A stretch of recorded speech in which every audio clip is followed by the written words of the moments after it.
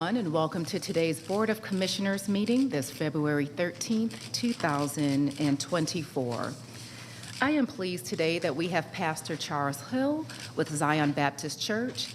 He will be providing our invocation, which will be followed by the pledge, which I will lead.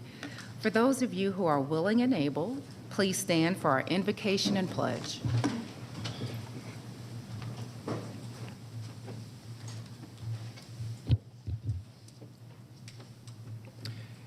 If everyone would, please bow your heads, close your eyes, prepare your hearts for prayer.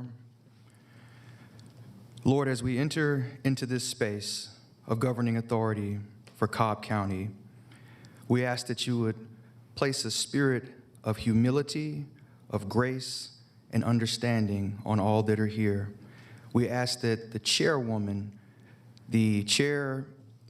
as well as the members of the governing authority of Cobb County, the commissioners, will be able to execute this meeting in an efficient, practical, caring, and gracious way.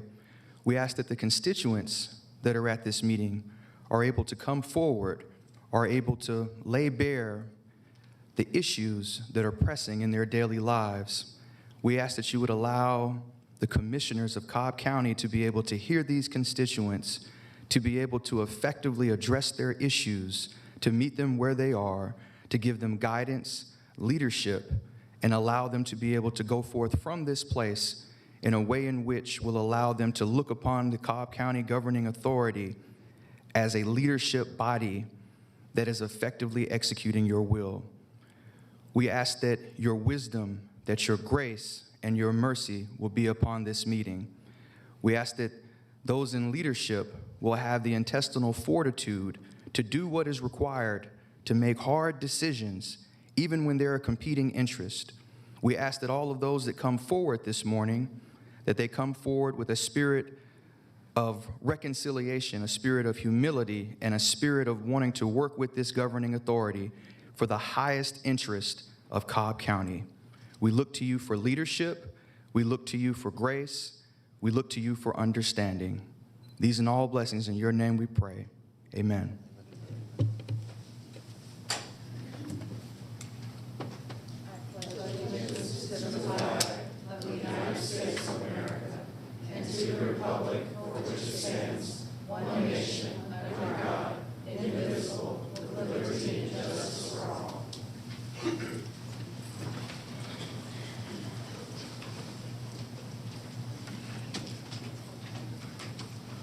Pastor, thank you for that invocation. With that, our meeting is called to order, and we have now two presentations which will be brought by commissioners. The first one by Commissioner Burrell. Commissioner Burrell, you may begin whenever you're ready. Thank you.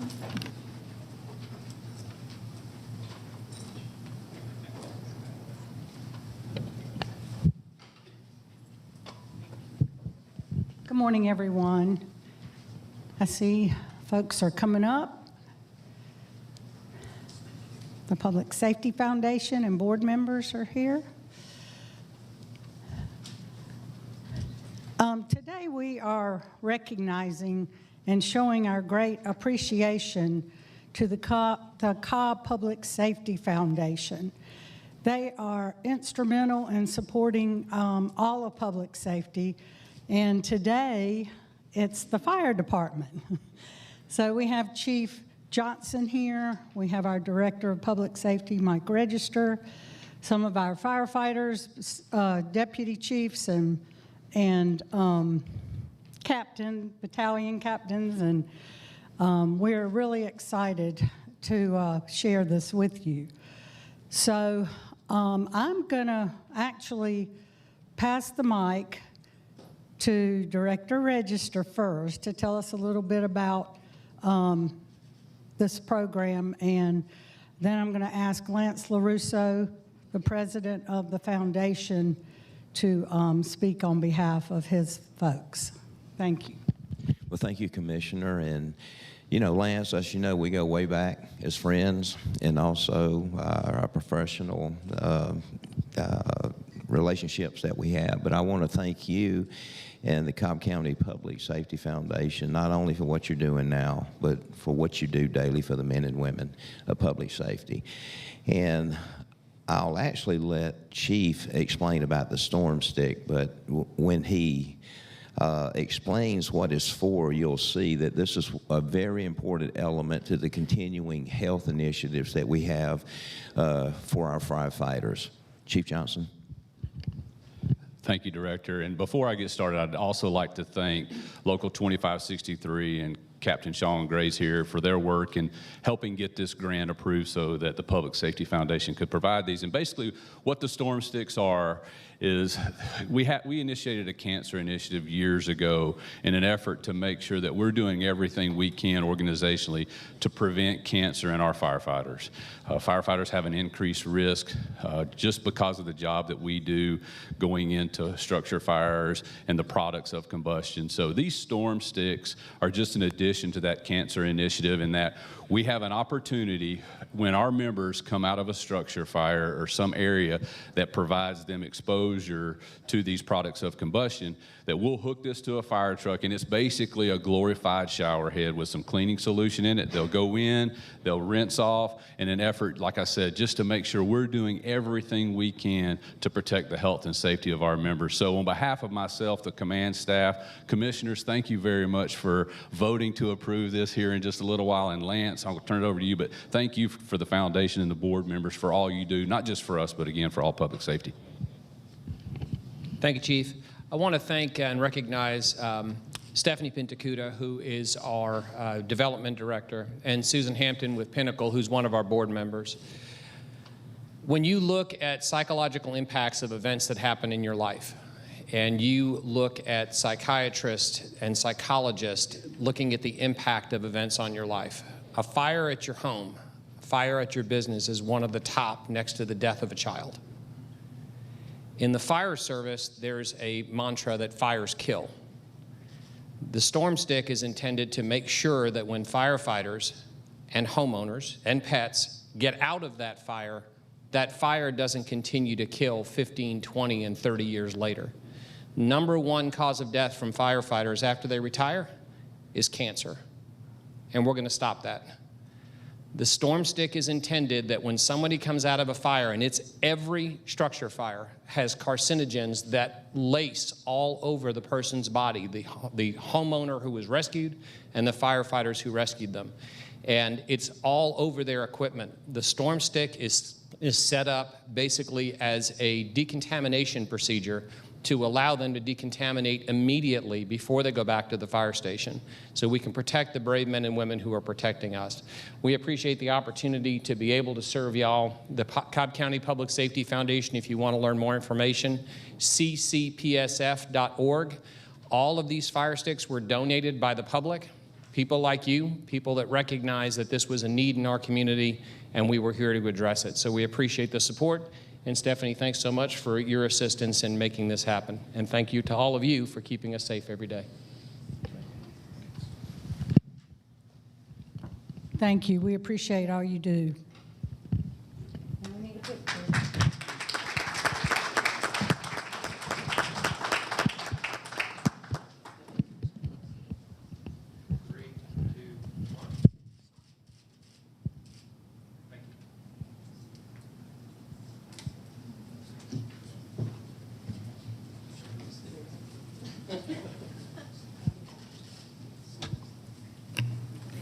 Next, if I can, excuse me, I'll let you finish taking those pictures of the fire stick.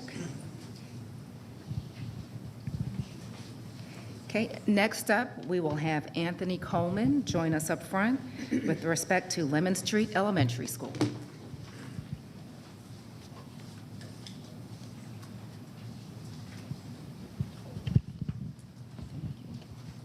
Good morning.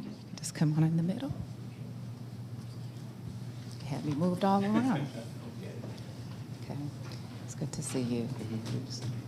All right. Whereas Marietta created an independent school district in 1892 and sold bonds to build a brick school building on Waterman Street for white students and a wood frame structure on Lemon Street for African Americans. And whereas officials opened a segregated Marietta High School on Wynn Street in 1924, but provided only 7 grades of education for Black students. A teacher at Lemon Street Elementary School, Miss Ursula Jenkins, went before the all-white school board in 1924 to plead for a Black high school. And whereas Cobb County, with assistance from the Rosenwald Fund, built a new 4-room high school on Lemon Street in 1930, with additional classrooms added in the 1950s and 1960s.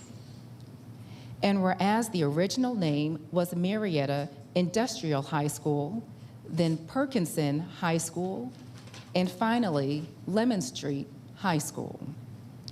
And whereas the full integration of the Marietta school system in 1967 led to the regrettable destruction of the original Lemon Street High School building, but Lemon Street Elementary School stayed open until 1971 and served briefly as a 6th grade center for students of both races. And whereas Lemon Street Elementary School recently renovated and is being used again for classroom purposes and is in the process of being recognized by the National Register of Historic Places with your help.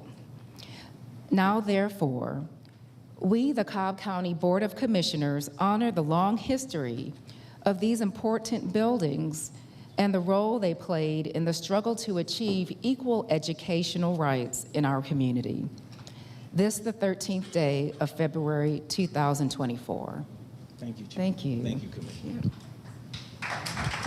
Thank you. Good morning. We are so thrilled. First of all, I want to say thank you to the Cobb County Board of Commissioners Chairwoman and the rest of the Board of Commissioners.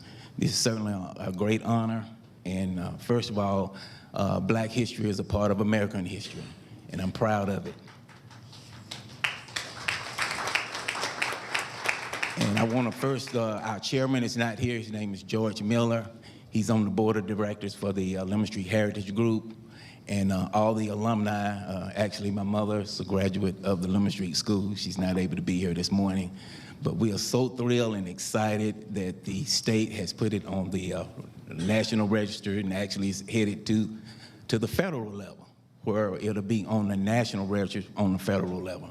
And we are proud of this history, and I want young people to know if you don't value history, you'll never appreciate it if you never value it. And Black history in America is great history, and history is every day for me. It's not just for the month of February. Black history is every day in this country, and I'm proud of it. Thank you. You guys are doing a great job, and I'm proud of every one of you. Keep up the good work in leading this county. Amen. Thank you. Thank you for those kind words. I shared with our councilman here that we still need to circulate this. Okay. So we're going to Let take you the know what photo I need. today, Take and the then we're photo going to make it and right and get it back to you. Okay. Okay. 3, 2, 1.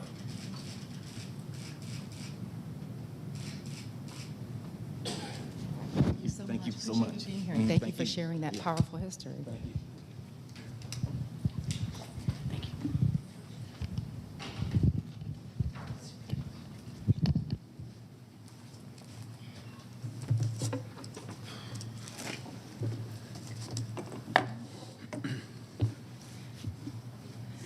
All right, Commissioners, our first matter on our agenda is to address a public hearing, which will be brought by DOT.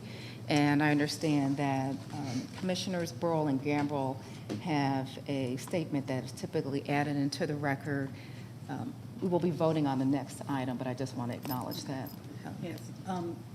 Thank you, Madam Chair. I handed it to the clerk Thank you. earlier. Very good. And if the clerk could record my statement as found on page 280 of today's agenda. Thank you. Thank you. All right, Drew, you can begin whenever you're ready. Thank you. Good morning, Chairwoman, Commissioners, County Manager.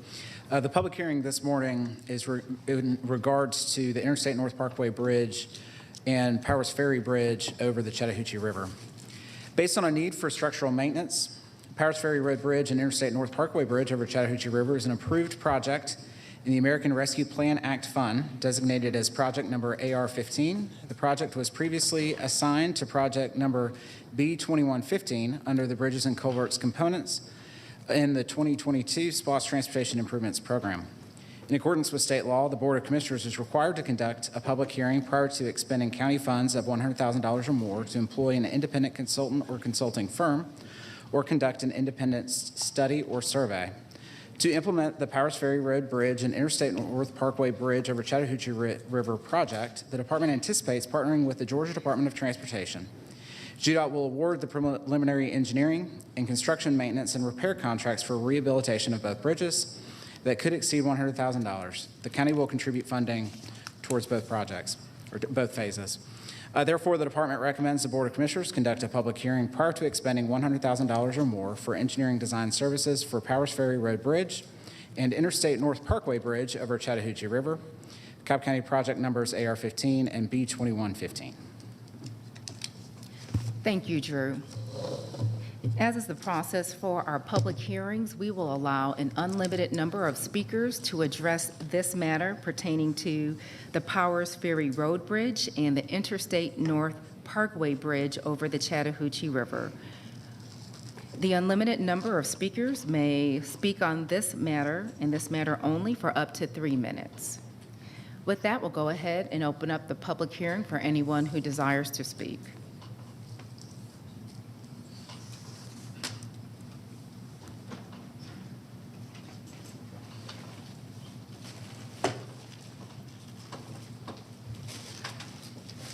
I just want to say, as a citizen, I'm seeing- sorry, sir. I know it's been a Hill while. Wright, Yes. I'm sorry, excuse me. Thank you. As a citizen, seeing our, money spent. and Sir, all- can you please state your name for the record? I said Hill Wright. Okay, I'm sorry, I missed that, Hill. Thank you. Okay. Go ahead. Okay, sorry. Mic needs to be turned up, apparently. Just as a citizen, looking at our money spent, it would be nice if you have these presentations, if you'd actually include the reason why it's necessary to do these projects. What's the compelling reason to spend the money? Not just that we're spending the money, but what's the compelling reason to spend the money? Thank you. Thank you.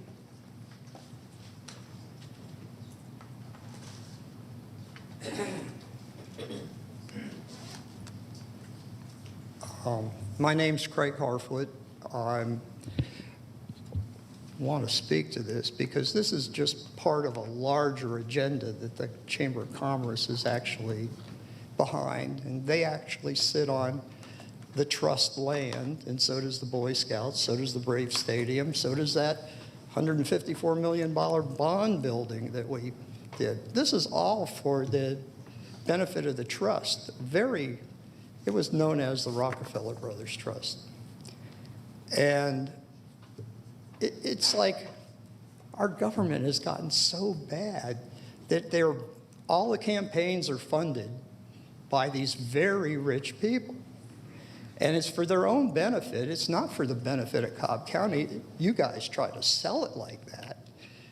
But all this money is to make their property more valuable. They own the land, so they control the CID, and they also, the tenants, like the Braves or whoever, they don't own it, and they don't get to vote, and they get to profit off it. But, when you look at the plan that was rolled out for the bus circulators around that property too, it all ties together. And I mean, you're not serving the people. I mean, you raised everybody's assessments because you didn't roll back the millage rate, and you hurt all the people that all of you serve. I mean, people of color, immigrants that the chamber brings into this county, and now, like other projects, you're going to condemn property, and these people that's brought all their money and their effort and created businesses, they disappear. And I don't know if you're paying attention, but God, the big banks like Diamond and all, they're criticizing the Fed. Now the Fed's criticizing the politicians, saying they don't know when to quit spending money. And the whole thing leads to disaster for every person in the United States. And I hope you understand this finally. I mean, it's just crystal clear to me. And if we can continue doing this kind of stuff, you know, it'll even get you all in the end. Like in 2008, there were major players doing development with properties in Marietta, and they got their butts handed to them. They lost everything. And they were in zoning and all this stuff. So I hope you take it to heart. And, you know, you got to stop spending money. And to benefit just the few at the expense of the many. Mr. Harfoot, way sorry, wrong. you're 3 minutes, right?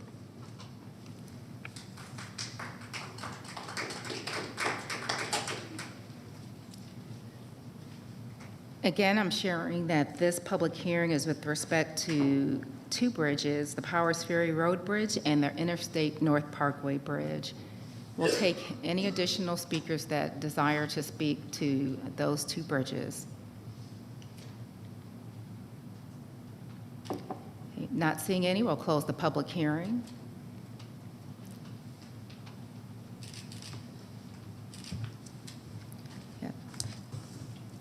Drew, per one of our speakers, can you address the reason behind the projects? Of course, glad to.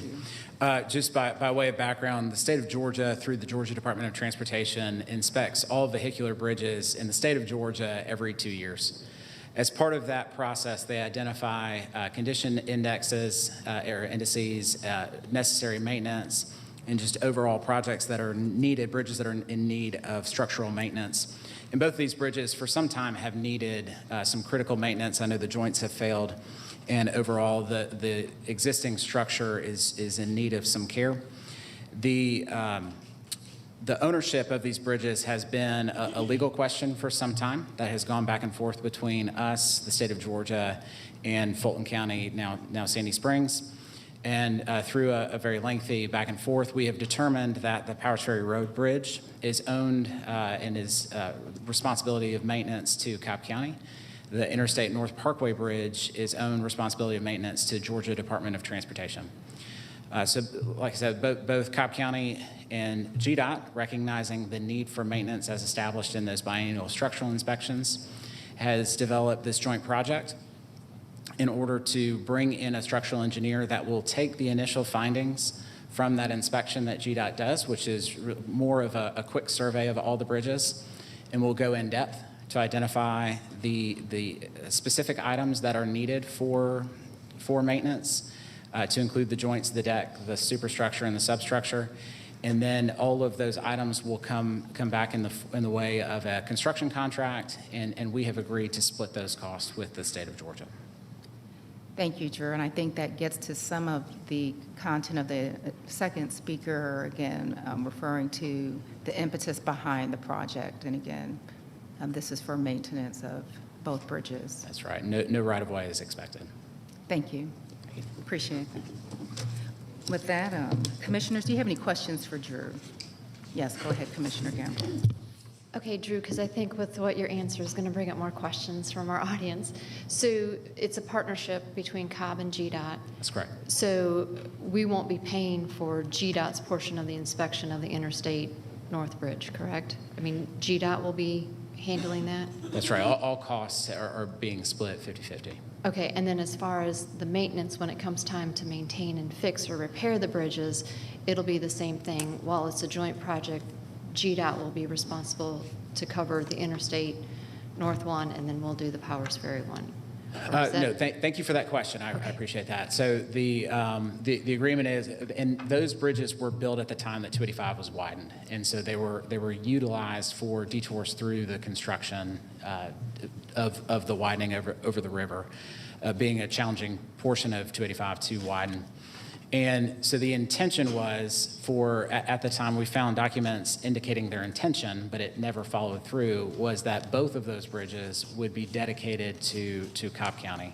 And there's some general, well accepted in terms of the county to the west and to the north generally takes maintenance of bridges over county borders, in this case being the Chattahoochee River. and then vice versa for the west and the north, northern borders. So the intention was that be dedicated. However, that dedication never happened. And so the arrangement in the IGA that the board has approved would allow for the joint maintenance project to bring it up to current standards, take care of all of the items that have been identified, after which point both these bridges would become the responsibility of Cobb County for maintenance moving forward after the project. And I know the next burning question will be, is this then the maintenance funds come through our SPLOST? Or where do we find the funds, or is it through federal grants or state grants? Once this project happens, I don't anticipate any large expenditures for the foreseeable future. However, future bridge maintenance would be the responsibility of the county. Traditionally, bridge maintenance has been a component in the SPLOST. Thank you. Commissioners, do you have any other questions for Drew? All right, thank you, Drew. Thank you. We are now at our first public comment. Thank you, Chairwoman. As the board provides the podium for public comment, it's appropriate to review the related meeting rules. Please state your name, and if you are speaking on behalf of an organization, all comments should be addressed through the chair. Public comment is not a dialogue with the board, but an opportunity for speakers to provide their comments to the board. The comments should not be impertinent, derogatory, offensive, or slanderous. To that end, the board encourages, regardless of the topic, for the audience to be respectful and courteous to the speakers. Everyone attending this meeting should give others the right to both listen and to be heard by treating each other with civility. Statements made during the public comments portion do not necessarily reflect the opinions of the board or the administration of Cobb County government. There is a timer on the podium to keep track of your 5 minutes. You can pay attention to that. The first public speaker is Joel Gilmer.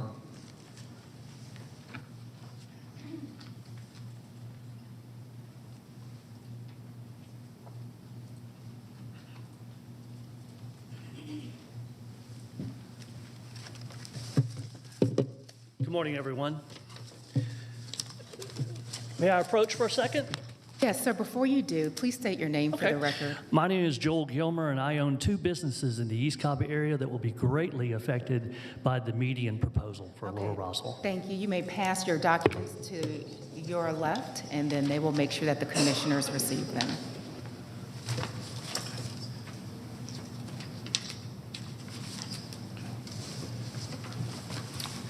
Each one of y'all should have a packet of what I'm going to talk about today. Okay.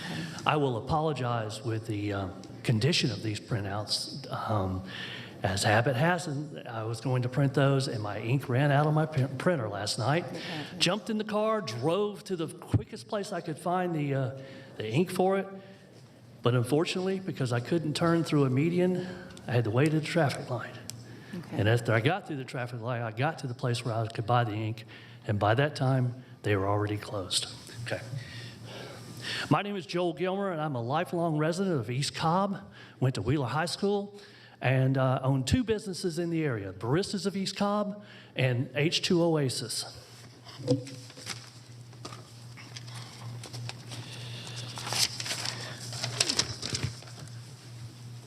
The scope of my conversation today with y'all is about the median that is being proposed, being placed in the middle of Lower Roswell between Johnson Ferry and Davidson Road. This is a bad idea. You'll hear that a lot from me today. Last week at the Zoom meeting, I did not know about the meeting until Hill Wright informed me that there was a meeting actually talking about this. And I guess I was the only one to represent the businesses of the area because I chimed in and y'all heard me. And I appreciate the opportunity to address y'all last Thursday as I am today. The pass out I just gave y'all, the first page is basically a cleaning service in the area where my businesses are, and that is the Fashions Cleaners. And I got the front page, but it says drive-through service. Basically, drive-through service is exactly what I don't need in my parking lot where Baristas of East Cobb is located. That parking lot is the Park Air Triangle location where Delightful Dog and my 2 businesses are. That parking lot is also nicknamed the bypass. The bypass where all the cars go through to miss the light. Okay? That parking lot is between Davidson Road and Lower Roswell Road. Davidson Road, which is also affectionately known as the Davidson Road drag strip. Cars zoom through that road trying to get to wherever they got to go.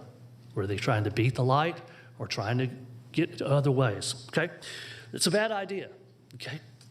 I wear this white coat today because as I'm walking out of my business across my parking lot, and my employees do, we are constantly being threatened by cars zooming through our parking lot, possibly being hit. My customers possibly being hit. My customers with pets constantly being hit. They go through my parking lot, they go through my parking lot, they go by the businesses where my business H2 Oasis is and Delightful Dog. You'll see a letter from the Delightful Dog co-owner, Melanie Phillips. She talks about how she is constantly in jeopardy of being hit by people zooming through the bypass. Okay? This is a bad idea. The people leaving Kroger, as it's being proposed to come out to go to Lower Roswell by that traffic light, are not going to use that traffic light. They're going to use the bypass.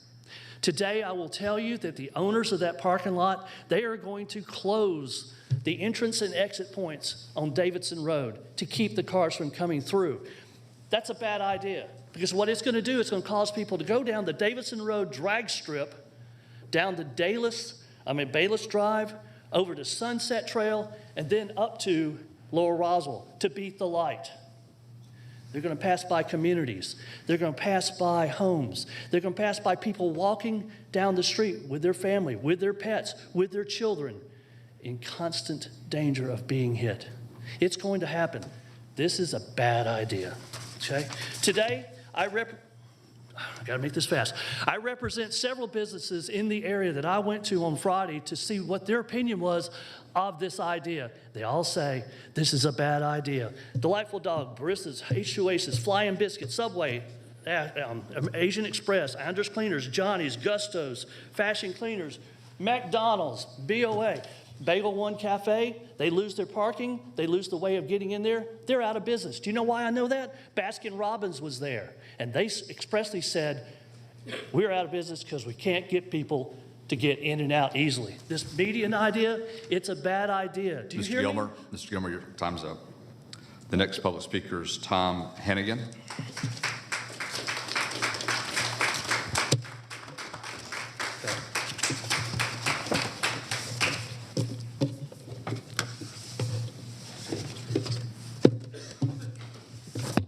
That was a fast 5 minutes. I appreciate y'all's time today.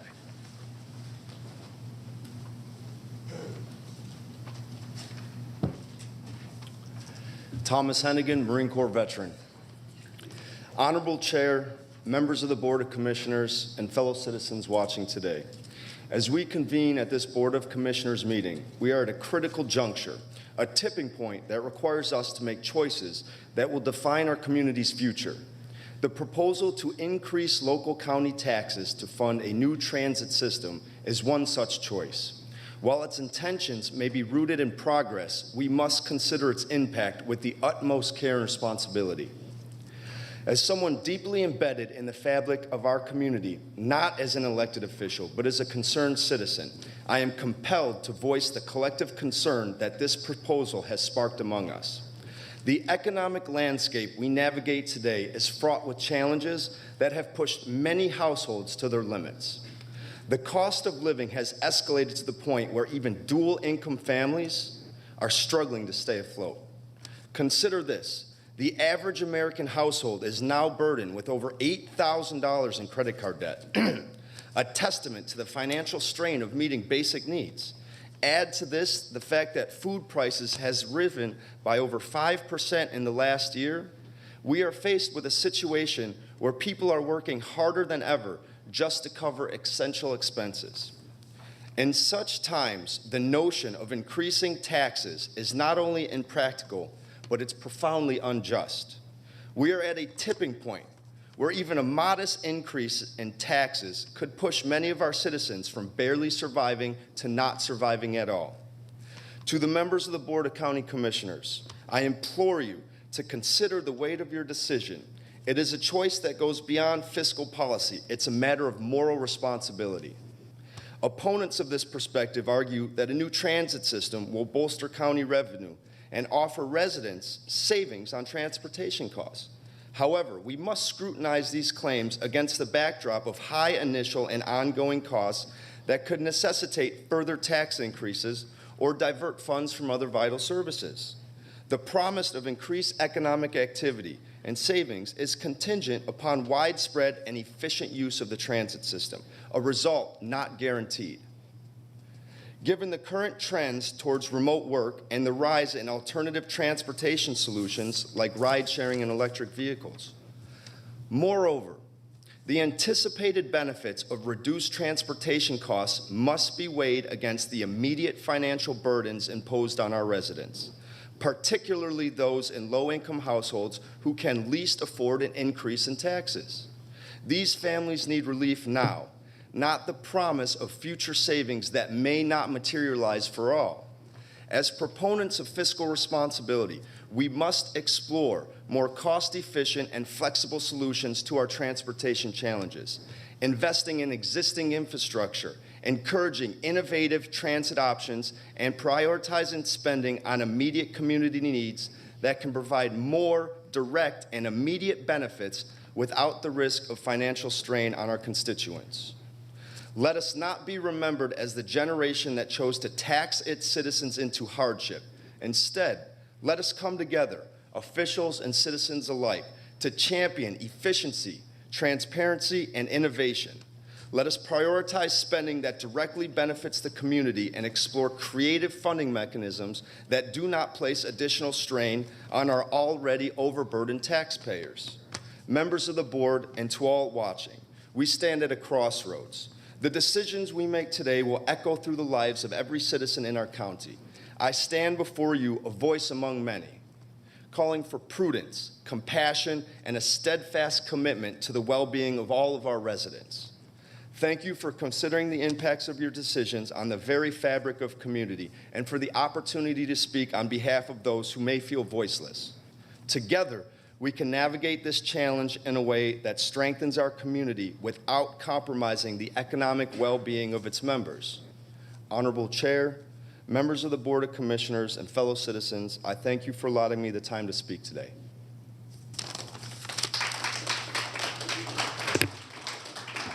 The next speaker is Cheryl Wyatt.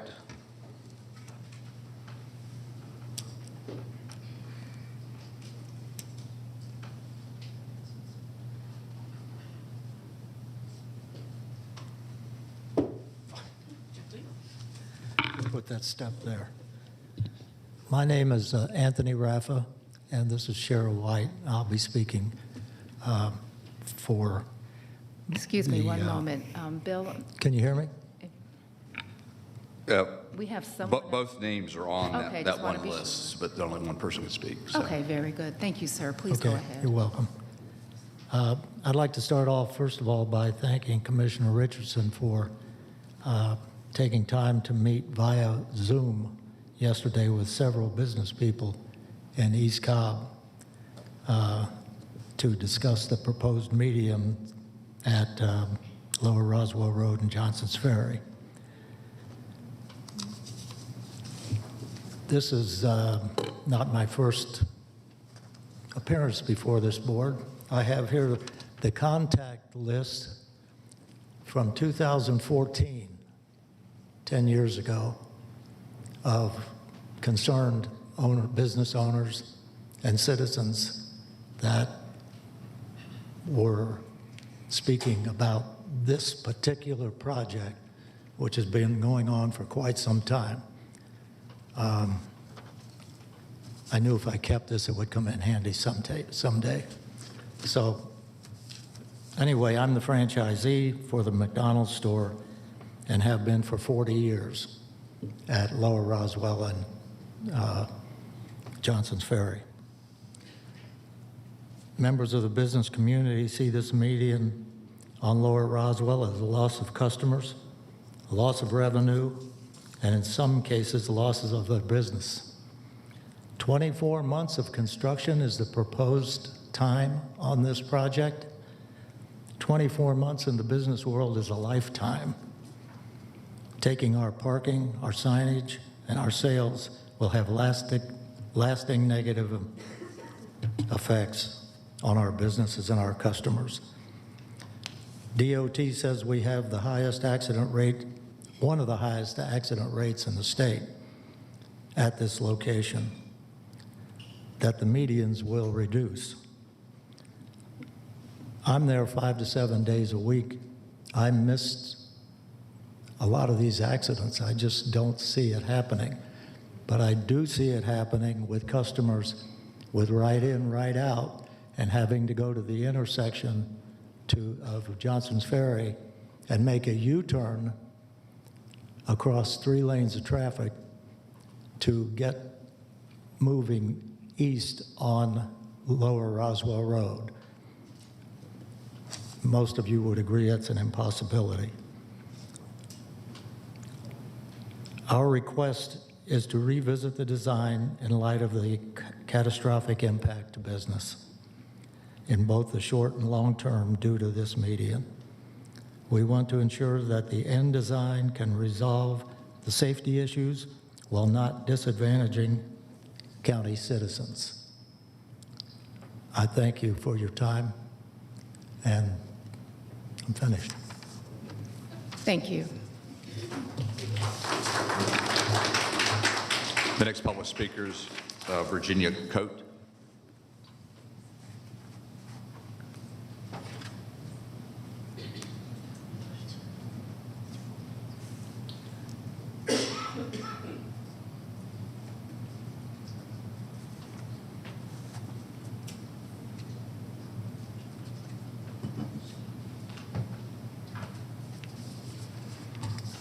Hello, my name is Virginia Choate.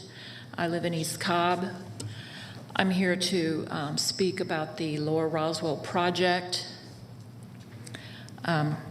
Small businesses put all of their time and money into them to try to be successful against all odds. This is affecting small businesses. It will affect small businesses that are in this project in the way. I'm not against improvements, but there is only so much taxpayer money to go around when there are at least a minimum of 10 dangerous intersections in Cobb County being ignored. People have lived on the other side of these 4 corners. People that live on the other side of these 4 corners also will be punished for 2 or more years with construction mayhem.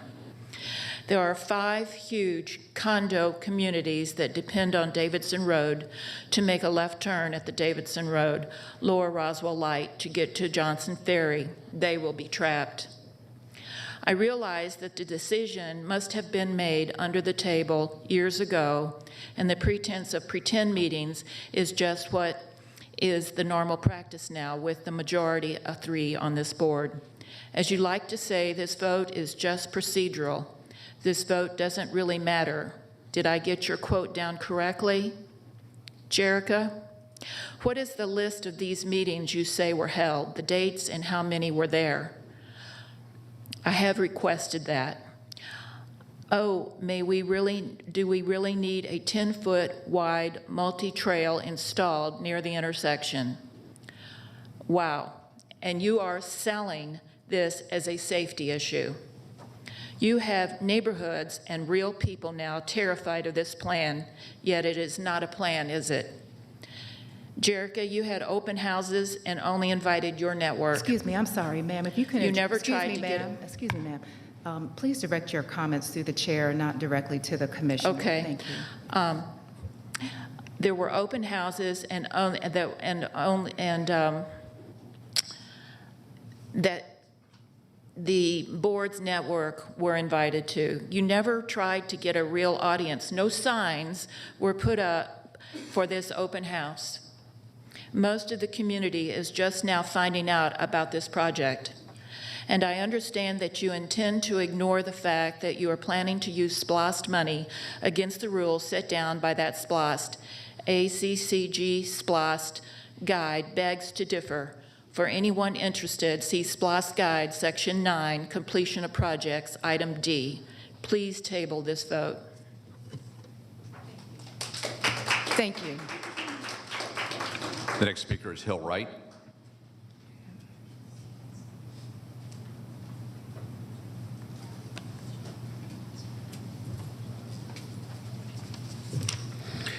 Hill Wright.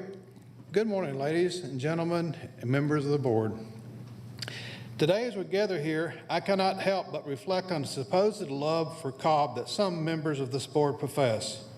We heard the slogan echoing a lot lately. Some members of this board loves Cobb. But let's be clear, rushing to pass through a proposal that threatens the livelihoods of our small businesses, ignoring our valid concerns, and bulldozing over dissenting voices is not love. It's a betrayal. It's running roughshod over the very community you claim to cherish. What's the rush? No commissioner before would do this project. What is the urgency to push through today, ignoring the legitimate fears and objections of the very people you were elected to represent? Could it be there are other interests at play here, special interests that might not prevail after a court rules? Are you willing to sacrifice the well-being of our community for the sake of agenda's expediency? I call upon you to demonstrate your true allegiance to Cobb. Will you stand with us, the small businesses whose lives and livelihoods are at stake, and the citizens who will have to endure the mess you're about to create, or will you trample over us in pursuit of your agenda? Today, I expect to see a motion to the table this vote on the Lower Roswell Road project. Let's see where you truly stand on loving Cobb. Make no mistake, if you choose to proceed without heeding our concerns, you will face the wrath of the community, united in determination to protect itself. We will not stand fully idle while you sacrifice our business, create permanent bottlenecks, and subject us to years of unexpected construction chaos. We will hold you accountable for your actions and excuse, and we will ensure that Cobb never falls victim again to empty campaign slogans and political maneuvering. The Lower Roswell Road project is not just unnecessary, it's harmful. It threatens our business, endangers our residents, and squanders our resources on a misguided endeavor. Countless other priorities in Cobb deserve attention first. This project is not urgent. It certainly does not warrant the hasty, reckless, desperate approach that some now seem eager to get a sidewalk widened to 10 feet. So I urge you members of this board to listen to the voices of your constituents, take a stand for what's right, for what is just, and what truly reflects a love for Cobb. Table this vote, reconsider your priorities, and let's work together to build a future that truly honors and uplifts our community. For if you don't respect us this morning with your vote, I, for one, am fighting mad. I will work to ensure that we will have a dedicated campaign staff in the community to make sure that you don't try to make love to Cobb again. The next speaker is Christine Rosman.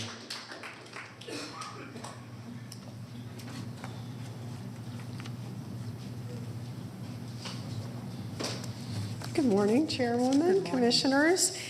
Christine Rosman. It is clear the Lower Roswell project needs to go back to the drawing board. Unlike the very successful Sandy Plains between East Piedmont and Post Oak Tritt, that's really good. And I know that that's what you're trying to model this Lower Roswell Road after, but that's like the difference between me getting into my clothes or me trying to get into a size 6. It's not going to work. The roads are very narrow. There's not enough room on Lower Roswell to put that kind of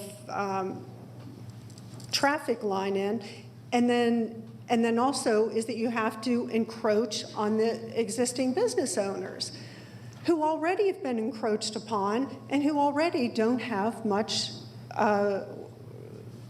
parking space to begin with. Furthermore, it is going to destroy livelihoods of business owners. It's going to destroy the livelihoods of the employees.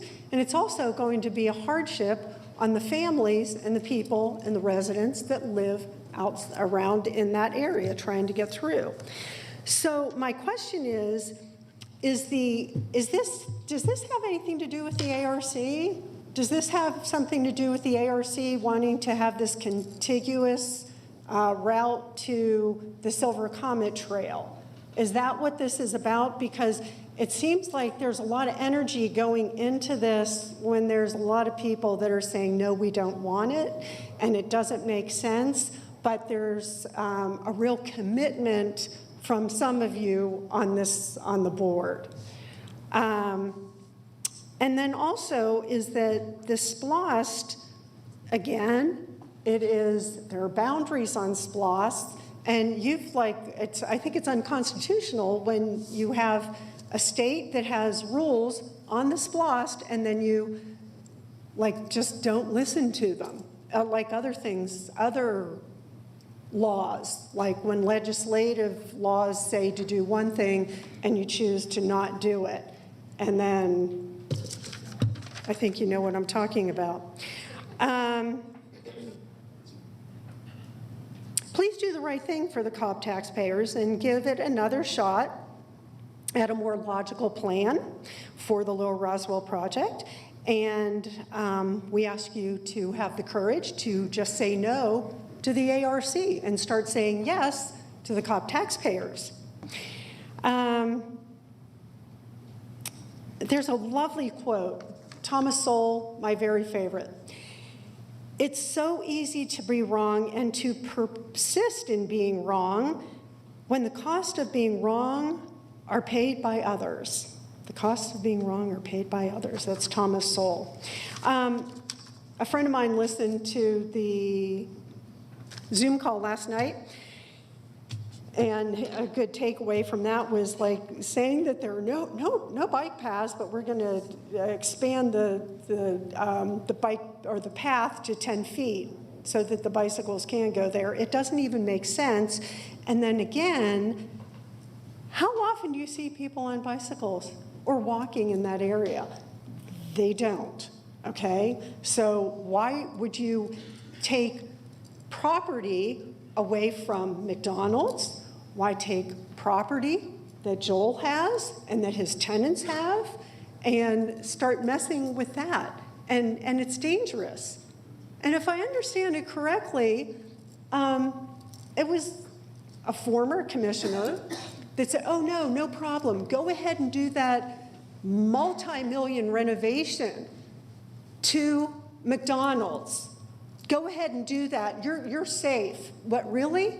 Do you think that you are able to recover those costs, that expense of a multi-million-dollar expansion and redecoration and all that, and be able to recoup that?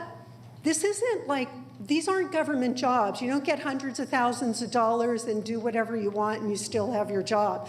This is somebody that has built a business. These are business owners. I don't know if you've ever I've had businesses, a lot of them have failed. But you go and you take a risk and you weigh it out and you think you're going to do the right thing. You guys do the right thing. Thank you. Chairwoman is our last public speaker. Thank you, Commissioners. I'll need a 5-minute break before we come back.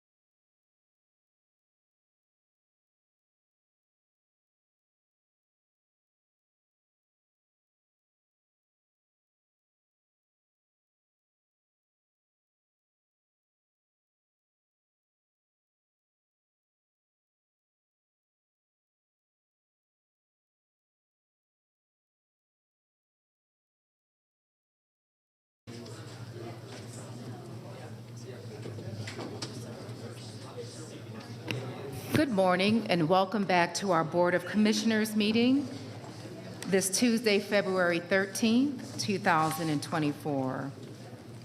Commissioners, we are now at our consent agenda, and we have 2 items to add to consent that will need a 4/5 vote of support from the board. Commissioners, I move that we add the following matter to our consent agenda, and it is to authorize the settlement of a workers' compensation claim on behalf of Quadria Williams. Second. And is there any discussion? Call the question. The motion carries 5-0. Commissioners, I also move that we add the authorization to settle a workers' compensation claim on behalf of Richard Owens to the consent agenda. Second. Is there any discussion? Call the question. Thank you, Commissioners. Commissioners, we also have 3 non-agenda items to be added to the appointments tab, which will also need a 4/5 vote. I move that we approve adding to the non-agenda, or excuse me, to our agenda this non-agenda item. It is for the announcement of the appointment of John No to the Transit System Advisory Board. Second. Is there any discussion? Call the question. The motion passes 5-0. Commissioners, I move that we add to our agenda an announcement to appoint Connor Manthe to the Transit System Advisory Board. Is there a second? That's right. Second. Sorry. It's okay. Is there any discussion? Call the question. The motion carries 5-0. Lastly, Commissioners, I move that we add to the agenda an approval for the appointment of Matthew Teague to the Cumberland Community Improvement District Board. Second. All right. Is there any discussion? Call the question. The motion carries 5-0. Thank you, Commissioners. With that, okay, we are going back to our consent agenda. Yes, Commissioner? Madam Chair, before we vote on the consent agenda, I would like to ask that agenda item number 43 be pulled for discussion. Yes, thank you. We can pull agenda item 43 for discussion. Do I need to make a motion? I would like to call the consent agenda first, and we don't need to have a motion to withdraw or remove anything from consent. Okay. With that, yes, if there's anything else that needs to be changed from the consent agenda, I just ask that it follow the motion for consent. For those who are here in our audience, the items on consent scroll before the meeting, and they will scroll on the screen after the meeting. We vote on these matters in bank, meeting all at the same time. And with that, Commissioners, I move that we approve the consent agenda as it has been revised and to authorize execution of the necessary documents by the appropriate county personnel. Second. Thank you. And we'll take discussion, and I recognize that we will pull agenda item number 43 from consent and have that follow our approval of our consent agenda. And Madam Chair, Yes. also I oppose number 16. Okay. Okay, so the agenda item 43 that we're pulling from consideration from consent is my FY24 budget from contingency to operating. And then we are also recognizing that Commissioner Burrow opposes, okay, so item number 16 with respect to the microtransit pilot project in South Cobb.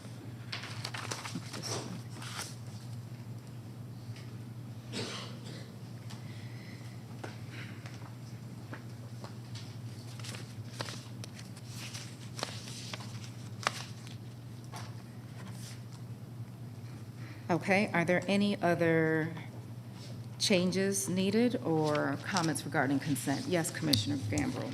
I'd like it noted that I oppose number 16 and also agenda item number 33, please. Okay.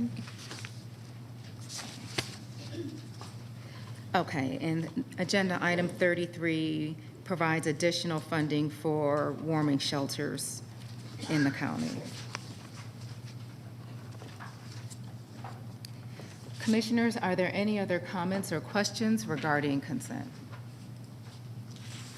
With that, Commissioners, I move that we approve the consent agenda as revised, recognizing Commissioner Gambrill and Burrell's opposition to agenda item number 16 and recognizing Commissioner Gambrill's opposition to number 33, and then recognizing that agenda item 43 will be pulled from consent.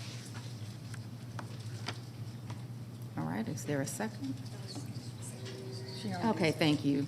Is there any additional discussion? All right, we'll call the question. The motion carries 5-0, and we'll have Finance present agenda item 43.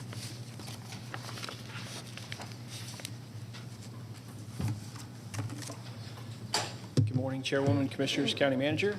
Item 43 is to approve the reallocation of funding within the Chairwoman's FY24 budget from contingency to her operating accounts. Yes, okay. That was a brief background. I can go There's over, more in the agenda. I'm happy to go over the breakdown if that would be helpful. Yes, thank you. Sure. Okay, so we are breaking that down. The $200,000 was part of the adopted budget for 2024, and for each commissioner, including the chair, we placed that in contingency as this is the first year in which we've had these funds. And the chair is requesting that we move those funds from her contingency account to professional service fees for $100,000, programs and events for $75,000, and, sorry, I'm scrolling down here real quick, office activities, which is office supplies and travel and training for $25,000, and we went ahead and broke those out between the various accounts, and the chair also listed several of the key items that would be included in those. And as a part of this agenda item, Finance will provide a monthly report to the Commissioner of the activity within her operating budget and how it's being spent. Okay, thank you. All right, I know that there has been some considerable discussion with respect to this. I'll provide some comments and then we can take some additional comments from the board. This is my 12th, going into my 12th year of now serving on the Board of Commissioners.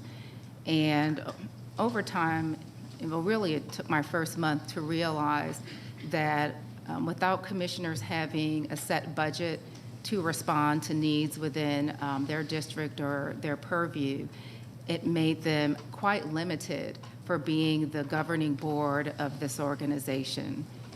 And the first example that I remember really feeling concerned about happened actually in Commissioner Burrell's district, where there was a safety issue impacting one of her constituents, and there was lack of support from our staff to address that matter. And the commissioner did not have the ability to address it financially. She did not have the autonomy to do it. And we felt as if we had to oppose our staff to get money moved to address what we felt was reasonable response to her constituents. Since then, I have seen other opportunities for our Board of Commissioners to be responsive to what I believe are reasonable needs and concerns that they will see uniquely as commissioners, which may not be allocated in a staff budget.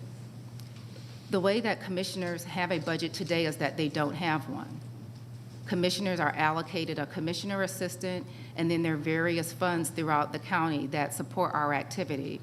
But each commissioner's office does not have a budget.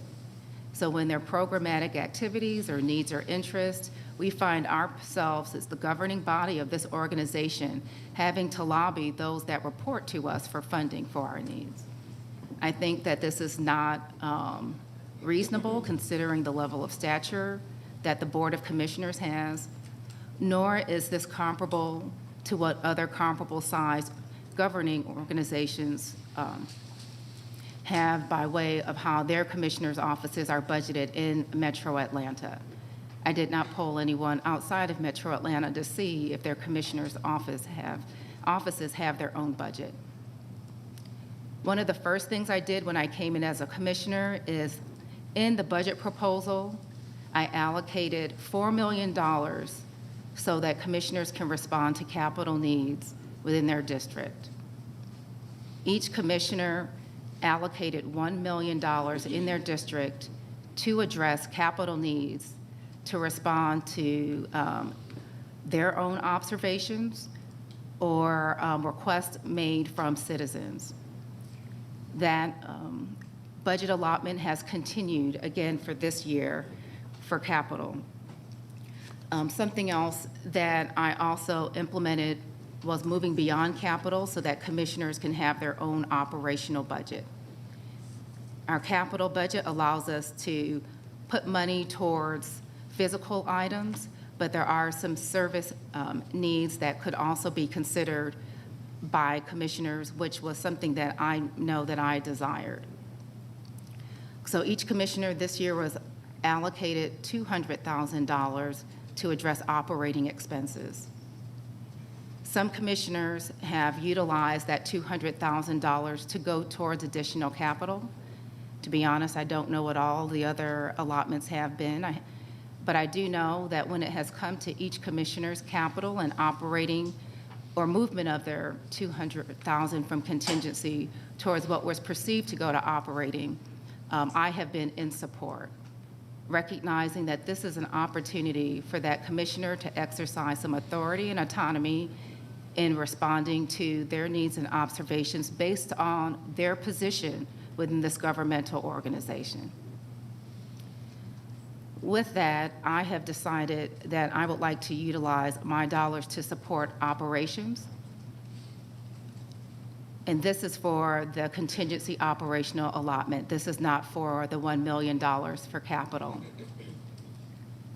For the operating expenses, I desired, and I shared this in our last Board of Commissioners meeting, my interest in augmenting policy research on significant matters that we discuss as a board and as a county, which right now, sometimes we do have consultants that do provide some robust research on big matters. Sometimes we also have staff provide some research. Sometimes we as a body, we may conduct our own cursory research when we're making decisions, or we may partner with those that are helpful in our community to do that. But there's some ways that we can be more intentional about making sure, at least that I would like to be more intentional about making sure that I'm setting good policy, I'm making good decisions. And this stems from my background in being a policy analyst for the state of Georgia. When we made decisions and we set our budget, we had policy analysts, and I was one of them, that did research on significant policy matters. So this is one of the things that I feel could be of significant benefit to our organization, to make sure that if I'm proffering for the commissioners to support something, that I have done my homework before presenting it to them for their consideration.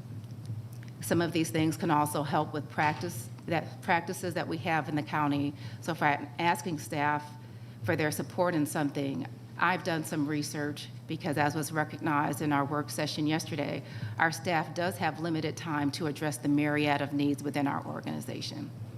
So policy research was one additional element that I desired to have addressed. Another one was with respect to communications, as I've had various communication professionals approach me since the beginning of my term wondering why there is not more communication on the policy matters, not necessarily the events and programs, but on the policy decisions that we're making as a board. And I've admit that I am limited. I have some volunteers in my office. I even had a communications person working in my office part-time because I took one budget. I have 2 full-time positions in my office, and I tried to be creative and take that into parsing that out into multiple positions to see how I can have better coverage in my office. but seeing the strength that I had in my new chief assistant, who's been doing a wonderful job, we conflated all those positions back into one position, but there still is the communications gap that's been ongoing with the office, and that I know that has been of great help from the feedback that I've received when we did have that additional communications person in my office from different organizations. This is not dissimilar to any agency within our county that also has someone in communications that provides additional support to talk about the unique things going on in that department, recognizing that they all flow up to our communications director, Ross Cavett, who does an excellent job of reporting activities for an organization that has 5,000 people, dozens of agencies and organizations and elected officials. But there is still opportunity for us to have more dedicated communication when it comes to each of our offices, and that I perceive includes my office. So those are funds that I was looking to utilize, or reasons why I was looking to augment professional services. There are also programs that each commissioner considers to help in their service and to respond to different interests and needs across the county, which are, some of which are listed here that fall under my office. The first here would be the BOC retreat, as the county manager has funded, I understand, in the past, our commissioners retreat. Our commissioners can now fund our retreat.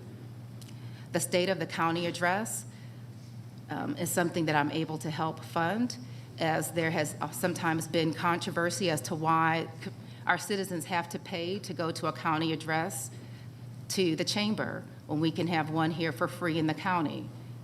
And we have allocated dollars here for our citizens to attend a State of the County address. That would be funded through my budget. We also have a youth commission. We're very fortunate that we did have some corporations provide donations when we first started our youth commission, but this provides additional dollars, which I just heard from one of our agencies will be needed to continue to support the youth commission for the rest of this year. I also hold some annual meetings, including our Dobbins annual meeting, which has been very helpful in making sure that we are connecting with our leadership at the Dobbins base. I also have an annual economic development summit. I have an international festival that I started when I was a district commissioner. And as other commissioners have, I also have different stakeholder events throughout the year. These are operational expenses of a commissioner that I believe rightfully belong in a commissioner's operational budget. Finally, there's office activity, which consists of office expenses, which I got a very good, I would say, briefing from finance on the different operational expenses that each commissioner has, but we don't have responsibility or autonomy for overseeing and in covering through our own budget. That includes all of our travel. We do have a commissioner's allocation for some of our vehicular road travel, but it also includes training, our office supplies, phones, which is not on here, printing, which I put on here. I just found out a list of things that we do that impact our operational budget as a county, which have not been coming out of a commissioner's budget. And I think when we don't see the dollars that we spend as a commissioner, it's difficult for us to monitor, track, and be efficient with it, and to also understand what other agencies go through when we address their budget. I think if we're responsible for our own budget, that puts us on par with recognizing the fiscal responsibility of other leaders here in this county, other elected leaders here in this county, and other elected leaders across Metro Atlanta, which have their own office budget. I do not think that this is unreasonable for us to consider, but I realize it is novel for us to consider in Cobb County. And so today I'm asking for the support of commissioners in moving this forward. I'm hoping that they will be able to see the benefit that they have already received in having the autonomy of money flow through their office to be able to respond to constituent needs and concerns, And I hope that they can understand the spirit and the reasoning behind my request to utilize contingency dollars in the manner of which I have stated. Now, there has been an argument that has been shared from commissioners that they should be able to approve every one of the expenses that flow out of my office for a sake of transparency. And I've shared with commissioners, I certainly will work with finance to report that. But I don't think that transparency should be conflated with them having authority to tell me how I need to spend office supply dollars, programmatic dollars, and other professional service dollars that are in the chairwoman's budget. What I do appreciate is the opportunity to have discussion with respect to these things, particularly for professional services. This is new. This would have to go through procurement. I am a little less familiar with the procurement process, a lot less familiar, because my exposure to procurement is when we're approving matters for other departments. I have never walked a matter through procurement, so this is a learning curve for me as well. So I'm more than glad to discuss those things with commissioners so that they're aware of how that process will work for these two matters of policy research and communications with my office. And it may also help them if they consider that within their office, and just make us better steward of the procurement process as we are opening up events to help people do business with the county. But with respect to office activity of printing, office supplies, travel, training, or with respect to programmatic events, today, I do not tell any commissioner what programs to have and how much money a staff member or agency should be spending on their program. And now that I'm taking responsibility for the cover of those programs, I find it odd for them to feel as if this is something that they must approve, especially when I'm taking responsibility for how those programs will be covered. Again, I will be transparent in sharing that with commissioners, but I do not think it's reasonable for them to approve those things, which I do not approve today, nor have I in the past, for how their office has operated. So with that, commissioners, I'm here to take any additional suggestions or comments that you may have. Commissioner Burrow. Thank you. First of all, when we approved this contingency money, we agreed that it would come back to the commissioners for approval. So all of us have had different projects or programs or what have you that have come to the board for approval prior to expending those funds. And we have two on the agenda today. Items number 23 and 28 from Commissioner Richardson, which are projects in her community that we approved, no problem. I've had some, and most of which have been supported. Only one was not unanimous, but it passed. The other thing is for the retreat, the state of the county, the different programs and events, I have no problem with that.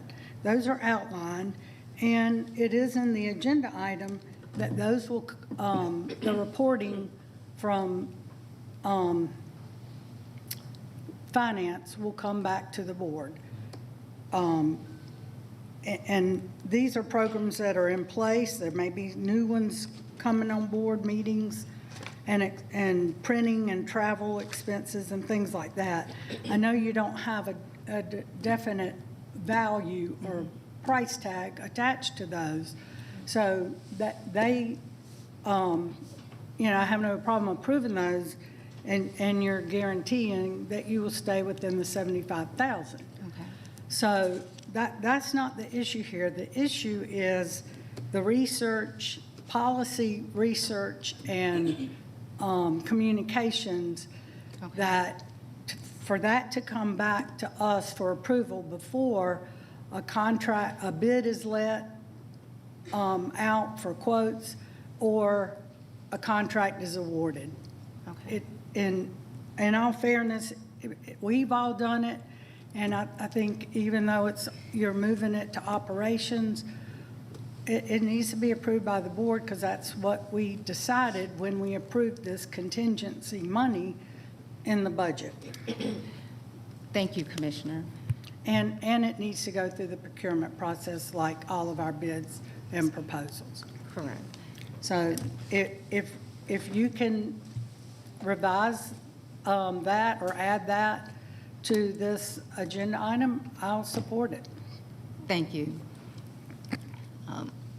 The process that we're going through today is this item coming back to the board as your matters have. The reality is, I perceive, and Bill, you have to correct me, that I'm not aware of any commissioner using their contingency for operating expense. That is correct. So with the previous agenda items that have come forward, the commissioners have taken their funding and transferred it to another department, which by that action alone requires an agenda item. So regardless if it's for operating or capital, if it is going to leave a department's budget, commission budget, chair budget, finance budget, doesn't matter. If it were to change, that automatically triggers an agenda item has to take place because we as finance have to have board authority to move that budget. So that's why those do have to come forward. And then also some of them have come forward for not only that reason, but based on the dollar value, which would require an agenda item by itself. So there's a variety of reasons that an item would have to come forward. And then to Commissioner Burrell's point, the purchasing requirements have to be followed for any department or any commissioner budget as well as including the chairs. So those would still be maintained. So if, for example, if there was a contract for $100,000 out of professional service fees, that would automatically require it to come back before the board to be approved. So that is a purchasing requirement that would trigger an agenda item. But there's a lot of different items different ways agenda items get triggered. And we would continue to follow that same practice regardless of what the project was for or who it was for or what department it was for. Yes, I don't know if that helps to clarify, Commissioner. Well, so let's say she wants to hire a consultant for research on policy. Sure.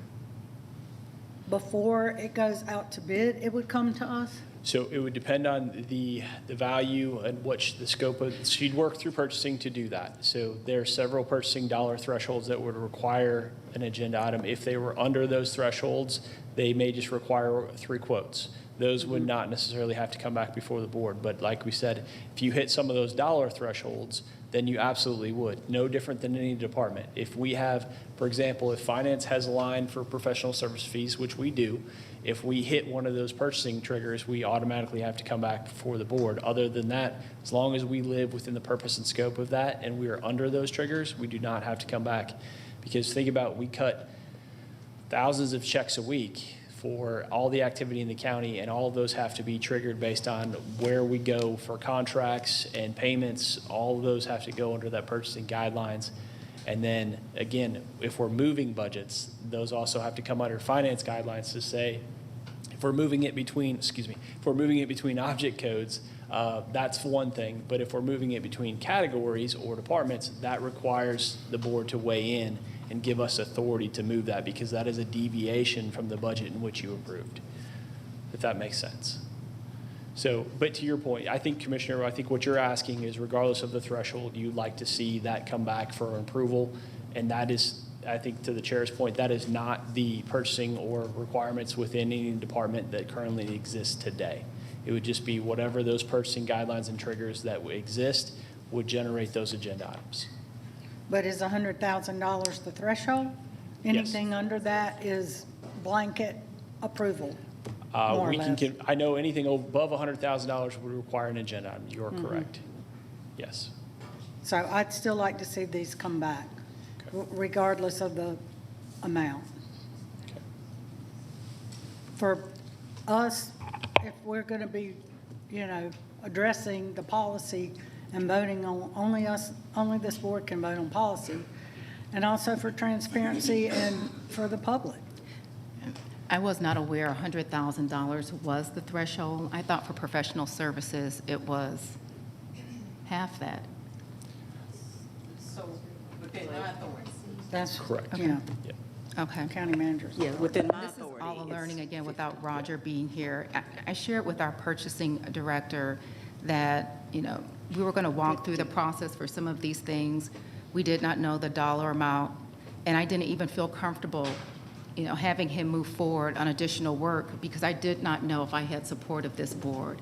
And he, you know, he came back to me before, he felt like it was something that was very simple to just do, and I said, I just don't know, Director.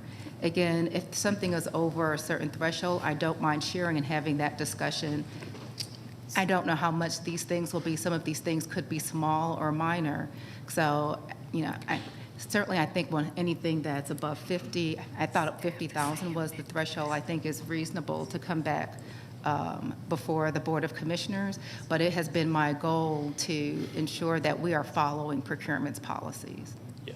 Yes, I mean, in whatever that threshold is, because again, I'm not the purchasing director, but we would follow those guidelines, and those would be the triggers that would bring an agenda item forward. So we always view it as a budget transaction, so any budget move like that would require it, but we would definitely work through purchasing, and I'm sure the chair's office would obviously, we'd have to follow all those guidelines and restrictions as we move forward. Is it 50,000 for departments? I think county manager has authority up to 50,000, so anything up to 50,000 can be approved under her authority. For a department? Yes. Okay. Commissioner Shep. I just wanted clarification because we're talking about thresholds and meeting different dollar amounts, and you know certain things are triggered. So on the one hand, we're saying that $100,000 is the threshold, but then we're also hearing that that might depend on what the item is. So just for clarification, primarily for the public, because we've discussed this in great detail yesterday, but I don't want people to get lost as we're explaining this. So is it the trigger of $100,000, or is the answer it depends on the item? I would defer to Roger on that, but I believe it depends on the type of service that you're procuring. But I can say with high level of confidence, anything over $100,000 automatically requires. But I think there's some different requirements for professional service fees themselves. But could definitely have Roger confirm that for the board. Within those professional development fees, the numbers just might not be the same for each category. Yes, that is my understanding. I think professional service fees by themselves are unique, and they do have some different thresholds. Okay, thank you. Is there interest then in adopting kind of what the county manager does at a 50, I heard you say it, so Yeah. if a $50,000 limit to. I think that's, okay. Which we would set here. Yes, I'd be supportive of doing that. Yes, we can do that. We can do that. Why not? I mean, I can also ask the county attorney, but curious on. Why can't that be set here? I don't know. Well, first of all, it's not documented, and it's not written anywhere. But also, my understanding of the county manager's $50,000 limit is that's kind of the check and balance on our departments, just not going out and arbitrarily spending $50,000, because the county manager doesn't have to approve that limit. And I think to Commissioner Burrell's point, that's what the concern is here, is there's no check if that $50,000 gets spent, just using that dollar amount as an example. I do have other comments, but I'll pause on that for right now. Okay. I would be amenable to the $50,000. And again, I share with commissioners, I will share this with you as we are determining what's going to happen. I'm just, again, have limited knowledge with respect to procurement, but I do know those two subject areas are the areas of interest that I have. Just a question. For the procurement process, it serves as a check, though. It's not like you would just have carte blanche identification of payment. She would have to still go through. She would still have to go through procurement. But there's nothing to stop it. I just want to make sure there is an understanding, there is a process tied to that. It's not just randomly going out to spend dollars. Right, but the check to spending dollars is the Board of Commissioners' approval. So essentially what the chair is asking is for us just to give her this money without having a check as far as how it's then spent. Until after. Until it's after spent. it's done. Yes, I provided, commissioners, that I will be sharing with you before it is spent how these dollars will flow. Right now, I am not knowledgeable enough of the procurement process and with all the nuances to share that in advance. But again, I do believe that it is unreasonable for every dollar to be authorized by a Board of Commissioners, which may have different policy interests. We have different policy interests on matters of how some have utilized their contingency already. But that doesn't mean that we have not, at least the majority of us, have not been supportive of each other's interests. And that's where I think that, again, recognizing the leadership that we all have in our offices and our ability to respond to needs that we find appropriate should prevail. And the only reason that it has not is because there is a finance policy that says whenever money's moved from department to department, it has to come back before the BOC. So this is why when Commissioner Burrow moved her money, I believe to help something in animal services last week, it had to come back before the Board of Commissioners. I believe Commissioner Richardson's matters, which were on consent, they had to come back because of protocol that's already been established within finance. Again, it was up to each commissioner, and I don't even know if all commissioners have utilized their contingency, but it is up to you to determine how you desire to spend it. And it was never my intent, which again gets back to my concern with respect to my first year being in office, if a commissioner sees that there is a need that is going unaddressed, I believe that commissioner should have the autonomy to be able to address that when the purview or parameters of our practices and guidelines within the county. I believe I should have that same right as chair and as a member of this board. Now, again, I'm utilizing my right differently or opportunity differently than other commissioners have had. But the way that I'm exercising the use of these dollars does not exceed or does not violate our practice of how we govern the use of our dollars or the spend of our dollars through finance. And again, I have no problem adding a clause in the document that says that any matter that goes through professional services, I believe all of them have to go through procurement or meet procurement policies. So I have no problem adding that, and we can say all of them have to abide by finances policies, and I have no problem providing that limit of $50,000, again, not understanding that that was the max. Well, and Chairwoman, I do want to clarify, 100,000. purchasing did reach out and they clarified professional service fees, anything over 50,000 would require an agenda item. So they do have the different threshold. Okay, that's what Yeah. irrespective of it's the county manager.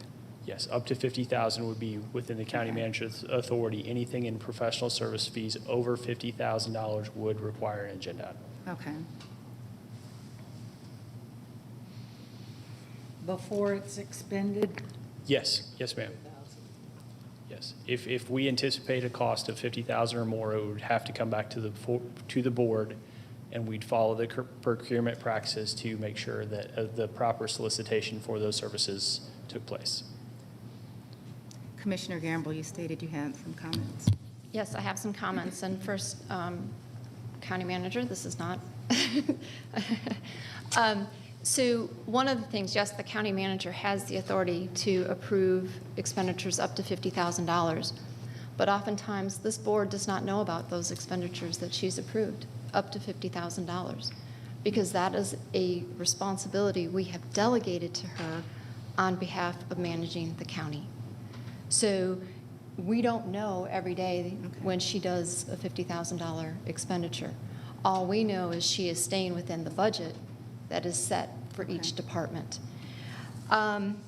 Several things. And first, I'm going to hit on transparency, because I don't trust you with transparency.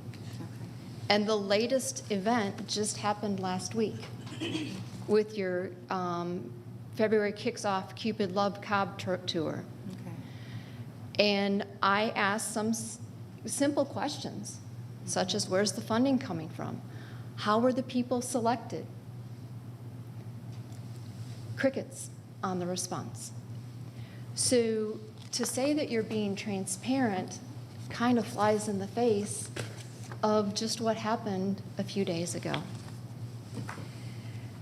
The other thing with the program and events, I know the county manager has passed BOC retreat budget date or budget expenses. So why aren't we including approximately that amount in this line item?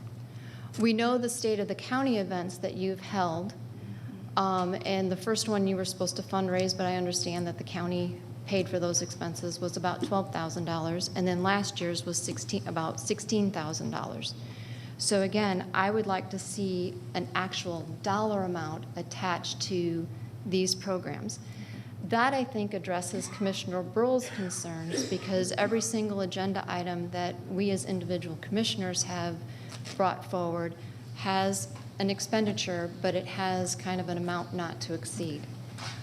And my comments last time when this agenda came up was, again, I think you should be held to that same criteria that we've held the rest of the board to. It's an accountability thing.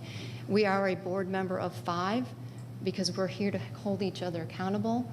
And you're essentially asking to be not held accountable to the rest of the board with taxpayers' dollars. If the true intention was to have the $200,000 go into operating, it wasn't. It came from undesignated contingency. Undesignated contingency has specific items to which it can be spent for. So here you are asking us to take it from undesignated contingency and put it to an operating expense. Operating expenses typically don't go away once you start them. So this is a one-time expenditure for your office. It's not an operating expenditure.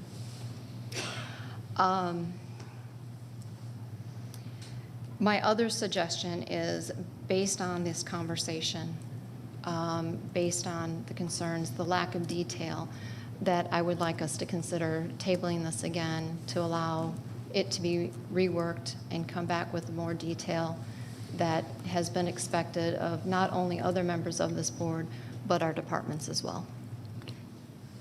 Thank you, Commissioner. I'd like to address some of the things you provided. They may not be in the order that you presented them. My desire has always been for this to be operating expense. Now, in working with finance, there was a reason why it was moved from undesignated contingency that I'll let finance share, but I have never been coy, nor have I been trying to be deceitful in any way in expressing my support for commissioners to have their own operating budget. Now, again, you said hold you to the same stand, or hold me to the same standard of commissioners. I am being held to the same standard. This is why we're here today. This is why we're having this meeting, because the way that I'm moving my money, as you have or others have, has had to come back before the Board of Commissioners.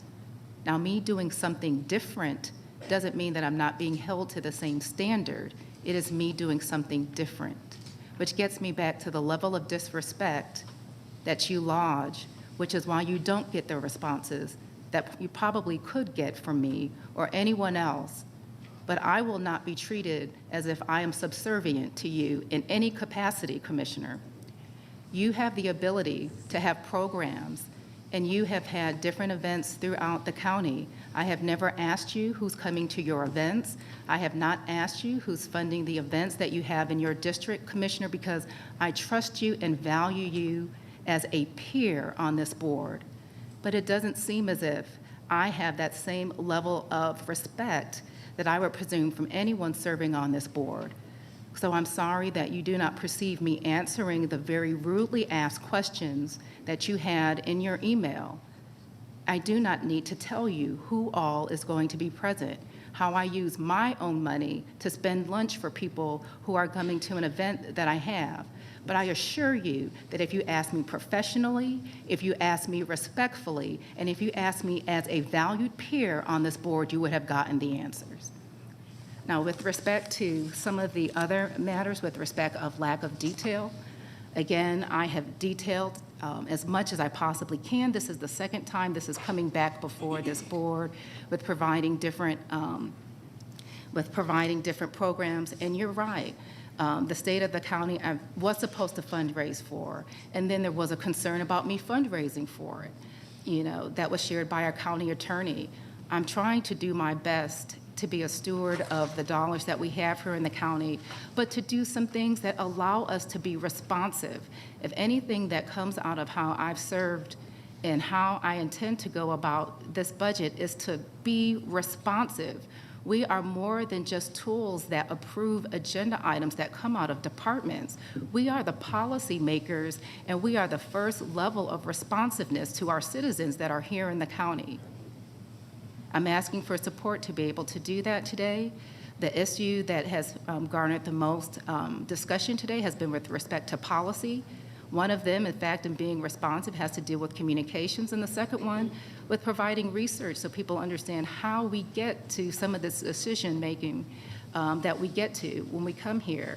I would like for people to think that I've been reasonable, that I've used data, and that I have had as much professional expertise on matters when I bring them for consideration on this board. And I'm hoping that what's being presented today will be adequate for support by this board. Commissioner Sheffield, yeah. A couple of questions. Regarding the program and events, that's assigned $75,000, and I don't know how much these events have cost in the past. Mm-hmm. But in the event, there is a shortfall to cover any event in this item. Yes. Where would the funding at that point come from? That's a good question. Some of these events are covered through some of our agencies today. Mm-hmm. So some of these could help to cover some of the expenses that they have. But some of these have also come out of the county manager's budget. These will come directly out of this budget. And in the past, I've sought donations from other organizations. Again, that's been viewed upon questionably, but that is another way to offset some of these costs. Some of us on this board, we may use some of our campaign expenses to cover some of these things as well. And that's also an opportunity to cover some of the expenses. Okay. And I guess this question is for Bill. In the event, the $75,000 is expended, and it does not cover all of the items on this list or any future items within the next fiscal year. And worst case scenario, there are no sponsors for these events. Is there an opportunity, or can funding from the $100,000 be used for that category, or once it's designated for that reason, it can't be transferred? No, it absolutely can. So I want to address that in two points. I just want to be clear that this is only going to get us through September 30th of this 2024. So this will reset and goes to zero in 2025 unless the board chooses to adopt something different with the 2025 budget. So this only carries us through September 30th of 2024. And to your point is, yes, you have the flexibility within your account to, if you have an overspend or you foresee a need, you can work with your budget team to transfer between operating accounts if the need does arise. But because they'll look at this from two perspectives, is basically you can't exceed an individual category, which would be personnel, which this cannot be used for. Operating is its own unique category, so you do have flexibility between your object codes, your expense lines within operating to move funds if you need to, because you're basically approving an operating category. Now, as a part of that, though, as the monthly reporting would require, we'd bring those items to you, show the expenses and any budgetary request to show moving between lines, because as we know, if we have an idea of these programs, and I think as the chair stated, these are existing programs that are currently hitting other budgets within the county, and that would be something I think they would have to have a conversation about, because this would be a new practice. For example, if you had an event that has been going on for years, it's typically been charged to another department, they should see a savings and not have to incur those costs because some of those would land here. So I think that would be a unique conversation as we walk through those of where those charges would land. And maybe there could be a desire to split some of those costs. But again, not knowing how we would want to operate these as we move forward, this would definitely take a bite out of those costs that are hitting other departments as we have these events. I hope that answers your question. There was kind of a little bit extra there, I guess, but. No, it does, but you also mentioned something I'd like for you to expound upon a little bit.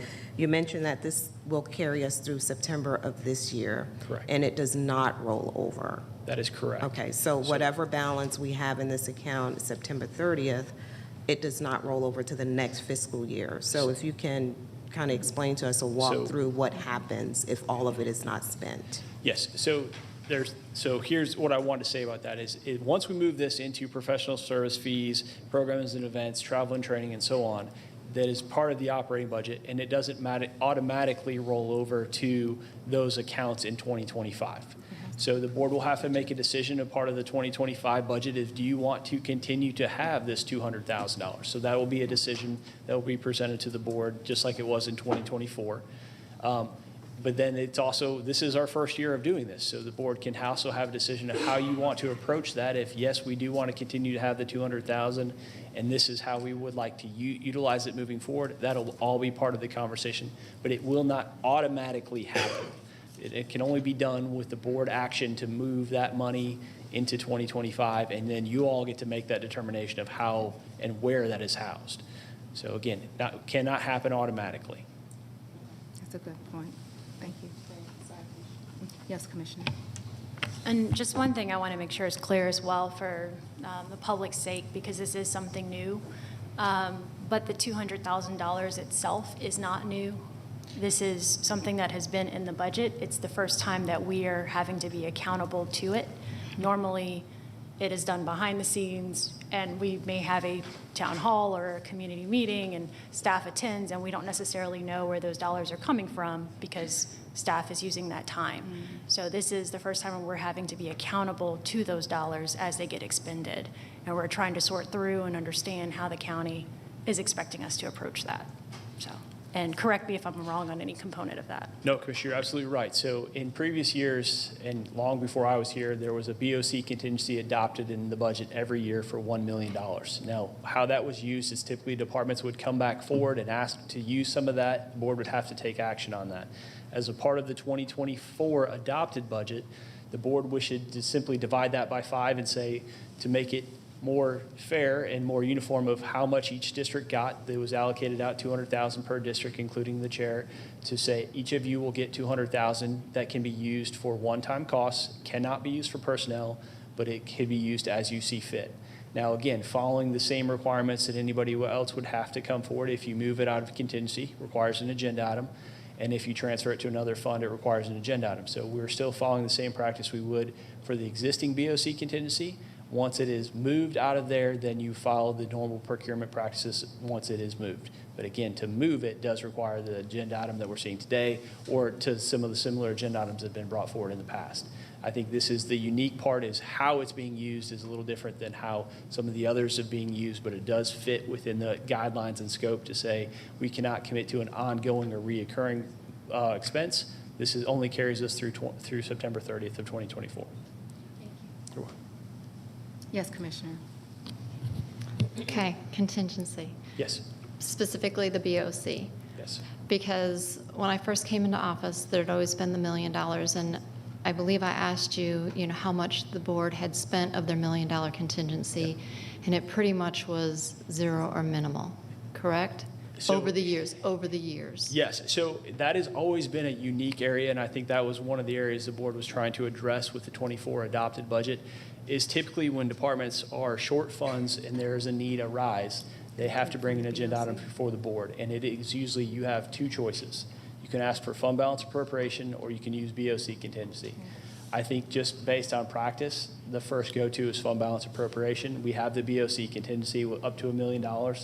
And a lot of times when they're coming back and asking for dollars, it may be a larger chunk or a large portion of that $1 million. So to your point, Commissioner, a lot of times you didn't have a lot of that BOC contingency spent, But on the other side, you had more fund balance requests coming forward because they were either larger in scale and scope, or we were trying to leave that for, another unforeseen item or something that the board directed as a need that would arise. But yes, to your point, a lot of times very little of that was spent in the past. Right, but as far as fund balance, previous years up into these past 2 years, usually in March or April, we've always taken that fund balance and appropriated it to capital projects that needed to be done in the county. Correct. We have not done that for the past several years.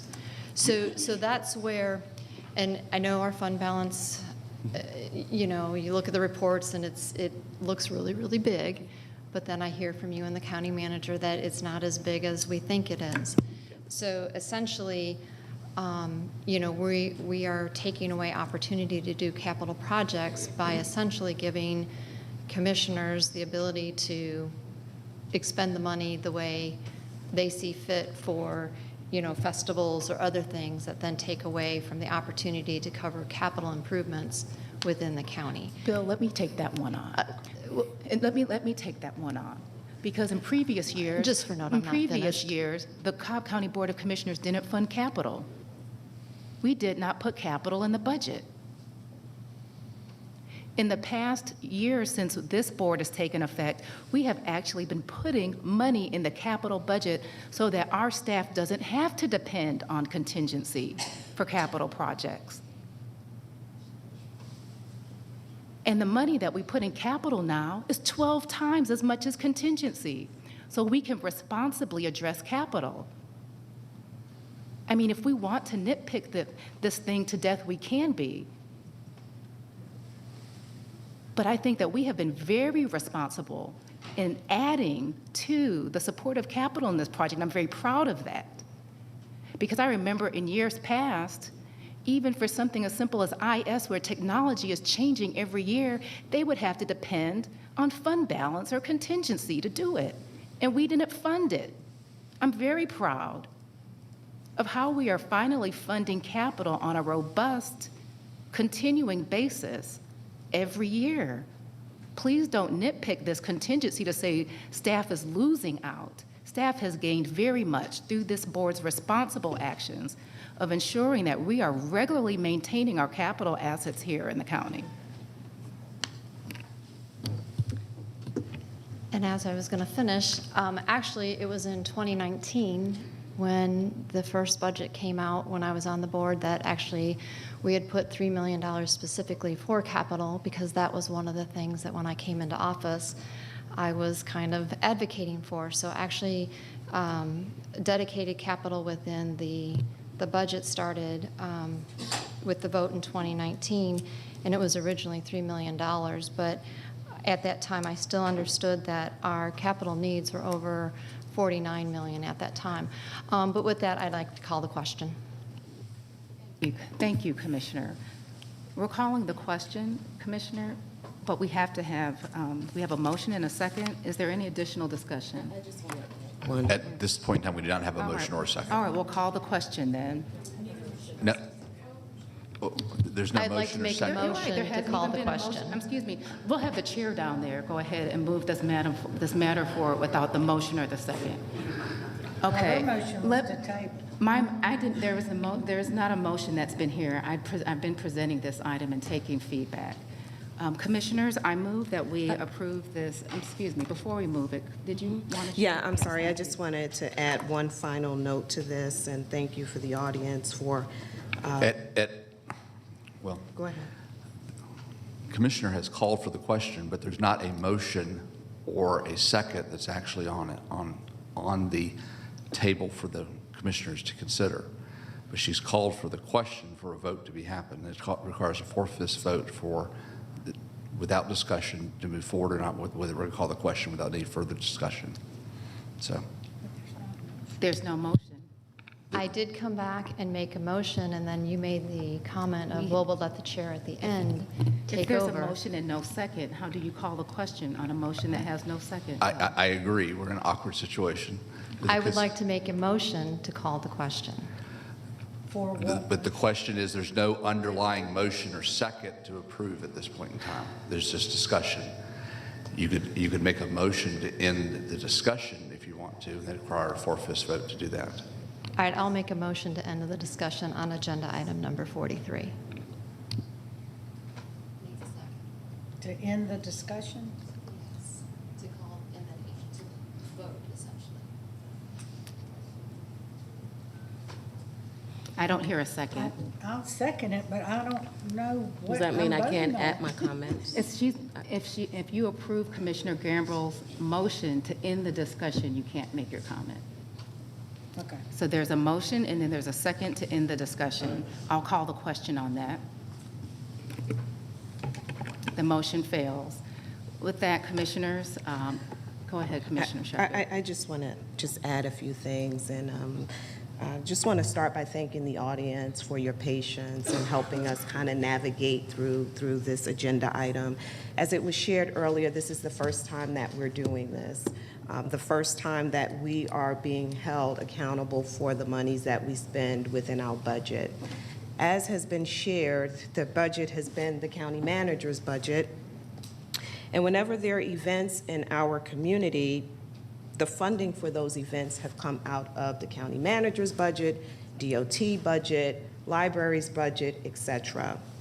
About a month ago, I believe, we were presented with an agenda item, this same agenda item. This is a revision of the original agenda item for those that are just becoming aware of it. And there was concern shared at the last meeting or discussion around the agenda item. What's different with this agenda item is that there is a list of events that has been assigned to a dollar amount here.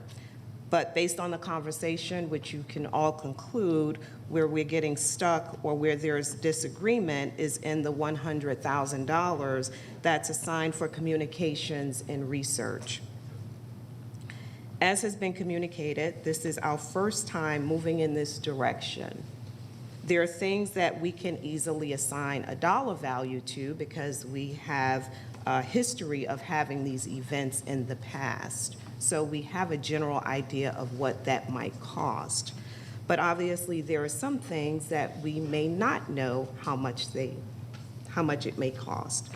And for that, we have the $100,000. Now, what's a little, I'll say concerning, because we're all being transparent, is the thought that there's a lack of trust. And this isn't against anybody's comments. We're just sharing. There is this thought of a lack of transparency, which obviously erodes trust. I think that with this agenda item, it's been revised, and my issue in the beginning with the agenda item was including but not limited to, I believe is the way it was worded. So obviously, when you have that, that means what? That you can pretty much include anything at any given point. With that, the chair has gone back and tried to, from what I can tell in reading this, define it as clearly and concisely as she possibly can without knowing how the monies are going to be spent. There's also been a commitment from the chair that she would, although depending on how much it would cost, that she would, as a courtesy, come back before the board and share what the expenses are for.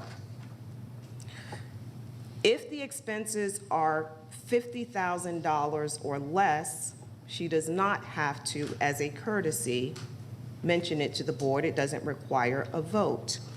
But where I see an opportunity to rebuild trust is sharing with the board, which the chair has already agreed, sharing with the board what those funds are allocated for. So we're dealing with fractured relationships as it relates to trust. And I think that one of the ways that we can move in a direction to rebuild trust, in my opinion, would be to support this, even though we would love to see a little bit more detail as it relates to communication and research.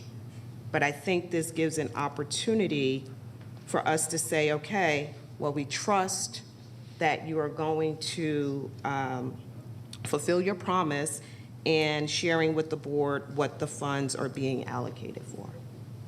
And Thank you, that's all I Commissioner. have to add. Is there any additional discussion? All right, I'll call the question. Excuse me, I'm sorry, I thought I moved. All right, I move that we approve this agenda item as it's been presented. Second. Is there any additional discussion?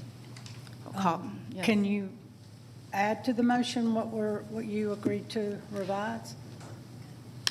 We will be adding a statement to the motion with respect to procurement, following the procurement policies for all of the expenditures. And sharing with the board and the 50,000? Yes, and sharing with the board the expenditures in the 50,000 professional services category before expenditure. Yeah.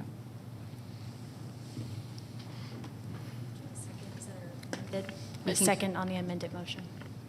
Thank you. Is there any additional discussion beyond what Commissioner Brohl shared? We'll call the question. The motion passes 4-1 with Commissioner Gamble in opposition. Thank you, Commissioners. Commissioners, please let's again take another 5-minute break. I'll be back. We have the Lieutenant Governor's office.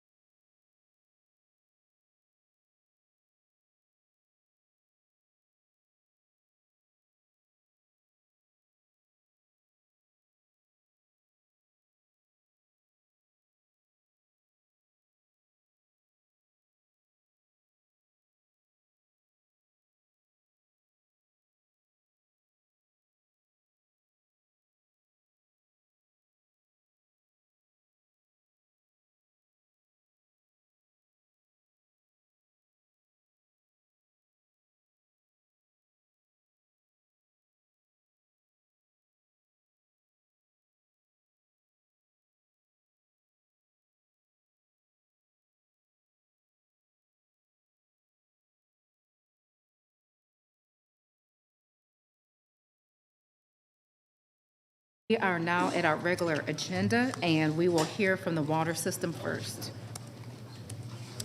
Judy Jones, Cobb County Water System. Good morning, Chairwoman, Commissioners, and County Manager.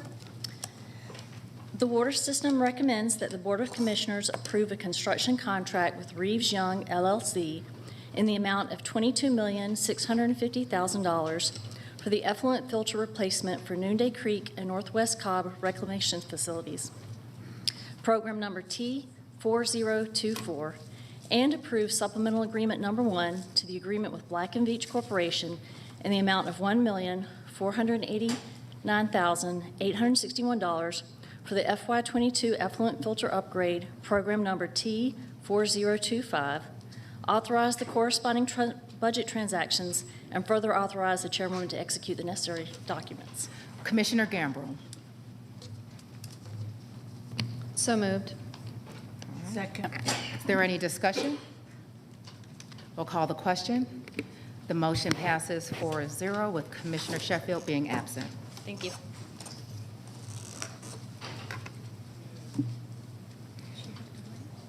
She's not.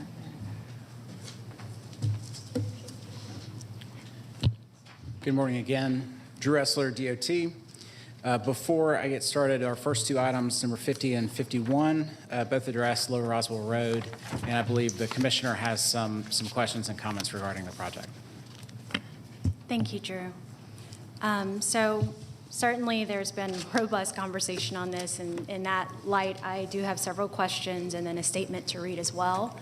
But to start things off, I want to make sure I address some of the most recent questions that have occurred. I'm sorry, is there a problem? Bill, can we have is this allowed? Because this is almost starting like a public comment hearing process, not going into the agenda item. It's obviously favorable for the presentation to be made and then for there to be a motion and then for a second, but that is not what the board always does, but it'd be preferable for that to occur. But Right, the DOT director has agreed to take questions like in other matters that may come up. So these are several questions that have come out of the community in different conversations. So the first of which is from our conversations, you had brought up the idea of, or the existence of something called a construction ambassador. And I was curious on if you could expound on what a construction ambassador is with regards to projects and their scope of work.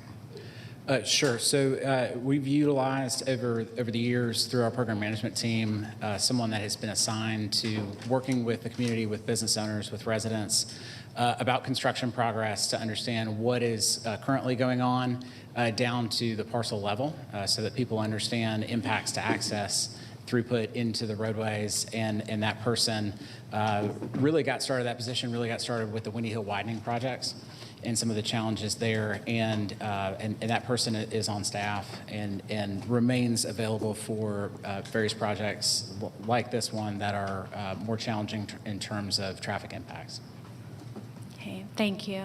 Another question that came up is with regards to the redesigns, the existence of redesigns. So curious on how many redesigns have been made on this project and what does the latest design entail? Glad to address that. There have been numerous options that have been looked at over the years. Formally, there have been 4 different concepts. To describe the current concept as approved by the board, and I'll go west to east through the project limits just to talk about what has been approved.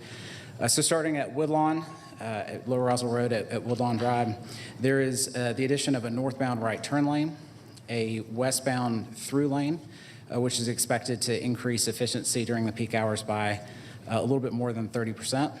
And then there are crosswalks on each of the 4 legs. Currently, there is not a crosswalk on the east leg, as well as sidewalks on both sides very close to Dickerson Middle School. So the project would add sidewalk on the east side of Woodlawn between the intersection and the existing sidewalk. Between Woodlawn and Johnson Ferry, the project is largely unchanged from its current conditions. There is a center turn lane. The crash data does not bear out that there is a crash problem on this section of Lower Roswell Road. And so it just includes the 5-foot sidewalk on the north side and an 8-foot trail on the south side. And then at Johnson Ferry Road, the current concept includes dual westbound left turn lanes, as well as a westbound right turn lane. And those improvements are expected to, or those turn lanes are expected to enhance operations by, on average, 32.5% during the 2 peak hours. And then the most talked about portion of the project is the median between Johnson Ferry Road and Davidson, which does include breaks for the McDonald's and the Kroger driveway being the more intense driveways of the 10 between those two intersections, and so would allow those lefts from the main line into those businesses. Okay, thank you. Another question was what public outreach has been involved in this project? So I've got a list here. There was a public information open house, and it goes back to 2012. So PIOH, Public Information Open House, in November of 12. Another PIOH in January of 13. Stakeholder engagement in November of 17. Stakeholder engagement in July of 19. A public meeting held in April 21. Another stakeholder engagement in June of 22. East Cobb Civic Association in August of 22, and then the Indian Hills Civic Association in September of 23. Okay, thank you. Next one that came up was there was a concern about the legality of considering this project. Can you provide some clarification on that as well? I know you had a chance to speak with the county attorney's office. I have. So just to talk about the description specifically, the description from the SPLOST booklet, which was approved by the voters March 15th, 2011, is Lower Roswell Road Roadway Improvements Project is the title of the project. And the description in that SPLOST booklet that was approved by the voters is corridor improvements, widen to add turn lanes, median, and access management. In terms of the timeline, we did have a chance to talk with the county attorney's office, and I think they're probably better positioned to answer those questions. Sure. For SPLOST projects, the law does not provide for a specific deadline to complete a SPLOST project. In fact, they're required that all voter approved, and as Mr. Ressler mentioned, this is a voter approved, specifically referenced SPLOST project. They must be completed, but there is without regard to any deadlines or timeframes. But the law does allow for the county to make changes, to make modifications to the plan as it moves forward. That's permitted. This was a specifically approved SPLOST project, so it has to be completed by the board unless it becomes completely infeasible for you to complete it. Modifications, and just because somebody doesn't like the current drawing or specific design of it doesn't make it infeasible for it to be completed. Okay, thank you. The other question that came up is, can you state with confidence that this design will reduce crashes in this corridor? Sure. So looking back over the years, there have been a number of different crash analyses done, first between 2009 and 2011 on the section between Johnson Ferry and Davidson. There were 29 crashes, of which 21 were determined to be correctable by installation of a median. Between 2014 and 2016, 27 crashes, 18 were expected to be corrected by installation of a median. And then additionally, not as detailed an analysis in terms of correctable by median, but between 2016 and 2018, there were 42 crashes between Johnson Ferry and Davidson. In that same time frame, between Woodlawn and Johnson Ferry, despite being 500 feet longer, there were just 19 crashes compared to the 42 on the section between Johnson Ferry and Davidson. Overall, in the two bands between 9 and 11, 14 and 16, approximately 70% of crashes were determined to be correctable by installation of a median, and spot checks over the years have indicated that those crash rates have continued. And so in my professional opinion, I do believe that installation of a median would reduce crashes on the corridor.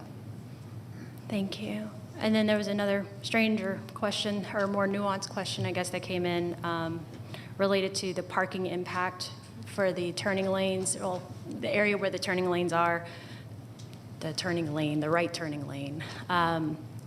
Because that property would have, according to the design, a reduced number of lots, would, first of all, the variance be applied, and would it be grandfathered in for a future owner of that property as well? So in terms of variances, I did speak with our right-of-way manager, and what we have done in the past, because this is not uncommon that there is parking taking during a project, is that the department does work with those individual properties to work through an administrative variance. to make sure that they're able to operate under current conditions, and short of a future zoning action, which would open that back up, they would be able to continue as currently operating. Okay. And then the last question, what methods can be used to reduce impact to local businesses during construction? Sure. So during construction, there's obviously the construction contractor, but there's also utility providers. Each one of those operates independently.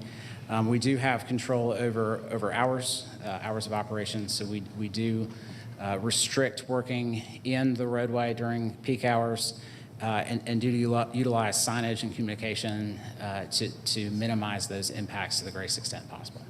Okay. Thank you. So those are all of my questions. I wanted to honor the questions that came in, and then I do have, as I said, a statement that I'd like to give to the community on this. So, considering the heightened interest and awareness of this project in our community, I wanted to take a moment to provide some remarks before offering up a motion. Since prior to 2016, there have been, what's that? You said prior to making a motion, but we haven't started the agenda item. He did reference 50 and 51 when he came to the podium. Continue, Commissioner. Since prior to 2016, there have been numerous public meetings and discussions regarding this project. And when this project came to my desk, it was noted as a safety and operational improvement project that needed attention as it outpaced the average for similar roads for crashes and injuries. Yet it had been delayed due to calls for redesigns or just an overall lack of appetite to advance what was seemingly unpopular. This is a road that presents a danger to drivers and pedestrians currently, which is not lost on many residents. I want to be clear, I absolutely trust our DOT engineers. However, during the first public meeting, several issues were identified related to the adjacent property owners and the implementation of bike lanes as a part of the first draft, which was initially designed in 2017. There were some issues there. This feedback was also countered during that same session with local residents desiring greater pedestrian and cyclist safety. Another concern was brought up regarding the impact of construction to local businesses and a voiced concern of a median design causing a permanent impact. Since then, there have been several redesigns to capture this feedback and identify compromises with property owners and those that have participated in public outreach. What is irrefutable, however, is that our DOT engineers are highly skilled, technical problem solvers who have done their absolute best to identify solutions not just for this road, but intersections throughout the county. Their final design concluded with operational improvements for traffic flow and turning lane designs and a median to restrict left turns. It was also brought up by our DOT engineers the similarities between this project and the one that occurred on Sandy Plains. I understand that similar concerns about impacts to businesses were also brought up during the planning of that project as well, yet according to the data, those worries have not come to fruition. Being assured of both the efficacy of the engineering design and the actual outcome on a similar road, I approved the project to move forward and to incorporate the design changes as suggested by the community. Now, here we are. And over the last few days, the community has become increasingly vested in the decision regarding this project. It's the last two approvals to be issued, with one of the agenda items permitting construction to begin. However, many have reached out to ask questions about the details of this project and voice their respective concerns. Many have also indicated their desire to be both partners in understanding this project and participating in the solution. After meeting with the businesses yesterday, I wanted to do some additional research regarding the impact of medians to local businesses. And I was able to read through nearly 100 pages of several studies, all affirming what was brought up by our engineers. Medians tend to have a neutral to positive impact on business sales and patronage, with most seeing an increase in 5 to 100% of sales post-construction. The businesses that have shown to be negatively impacted, however, are gas stations and auto repair shops. Despite being assured yet again by staff and data, I can also understand the concerns voiced by the community. There are certain elements of data that are being requested, and I would like to see them too. So I've decided I will table both agenda items 50 and 51 to allow space for the creation of a project fact sheet that can be widely distributed and the early engagement of a construction ambassador for residential and commercial properties and for the business owners, to ensure that we factor in all considerations for our business owners and nearby residents for an impact mitigation plan during a potential construction period. What I'm asking from my community is to know that I am making this decision despite the trust that I have in the expertise and care of our DOT staff. And because I'm trusting that the community will be operating in good faith as partners to come to an agreeable solution. I'm asking that we stay focused on the facts and not inject external influences into this conversation. I've heard remarks about ARC, which for the record is a regional organization and both administers grants and identifies ways that jurisdictions can accommodate natural growth, especially for a state whose economy is thriving. I've heard accusations of foul play, payoffs, and other strange things, but this keeps us off the main point, which is safety and operational improvements. So I'm asking that the community really partner with us over the next several weeks to better understand this project, stay focused on the outcomes, because what I do not want is to yet again kick the can down the road, knowing that the road situation will continue to get worse. Someone will be seriously hurt, and at that point, we will all be left wondering why something wasn't done sooner. So I will table this to accomplish what I stated earlier, and I'm trusting that my community will partner with me in this. Thank you.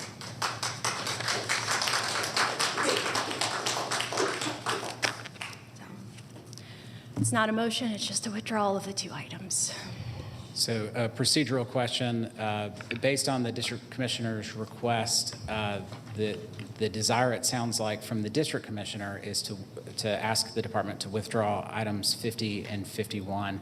I asked the county attorney and the chairwoman how y'all would wish for us to. Yeah, I think you'd make a motion to refer typically, and we refer them back to the department to do further study as you've referenced. Thank you for that guidance. Motion to refer these agenda items back to the department, and hopefully I can get a second. Second. I will second.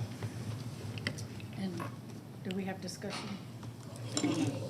There is discussion on a motion. Okay. Thank you, Commissioner Richardson. We have had a lot of emails and comments regarding this, over 60 emails, and they're still coming in today. But you've heard from the public and the businesses, and my concern, I know this was approved by this board with a 3-2 vote back in June of 22. No, right? 23. June of 23. 22. I'm getting confused too It's now. just for the historical, Commissioner, on June 22nd, 2021, the board approved the conceptual plan, and then it was amended to remove the bike lanes in December of 22. I believe that was the 3-2 Right. vote that you're referring to. But it's my concern mainly with this agenda items today was the 6 outstanding businesses not agreeing to the right-of-way acquisition. I know that we use condemnation as a last resort, but in my 14 years here, I don't recall that we ever had to do that. But we also always worked everything out before moving forward. And I just, with the impact to the businesses and the concerns with the outstanding, I'm glad to see your motion to hold off on this with more input from residents and commercial. And the only thing I ask is that I be included and communicated with as well. Of course. Thank you. I agree with Commissioner Burrell's sentiment. There may have been a taking that's occurred in the past. I'm just have been aware that even when we've had similar agenda items, that it has helped with negotiation with the property owner, and that just because this agenda item states this, it doesn't necessarily mean that that is what is going to happen. It just is a tool that allows it in case there are some timing issues where things must proceed, but I've always seen that help. I know I've been concerned about when I first came on board. Certainly nobody wants anybody's property to be taken. Yeah.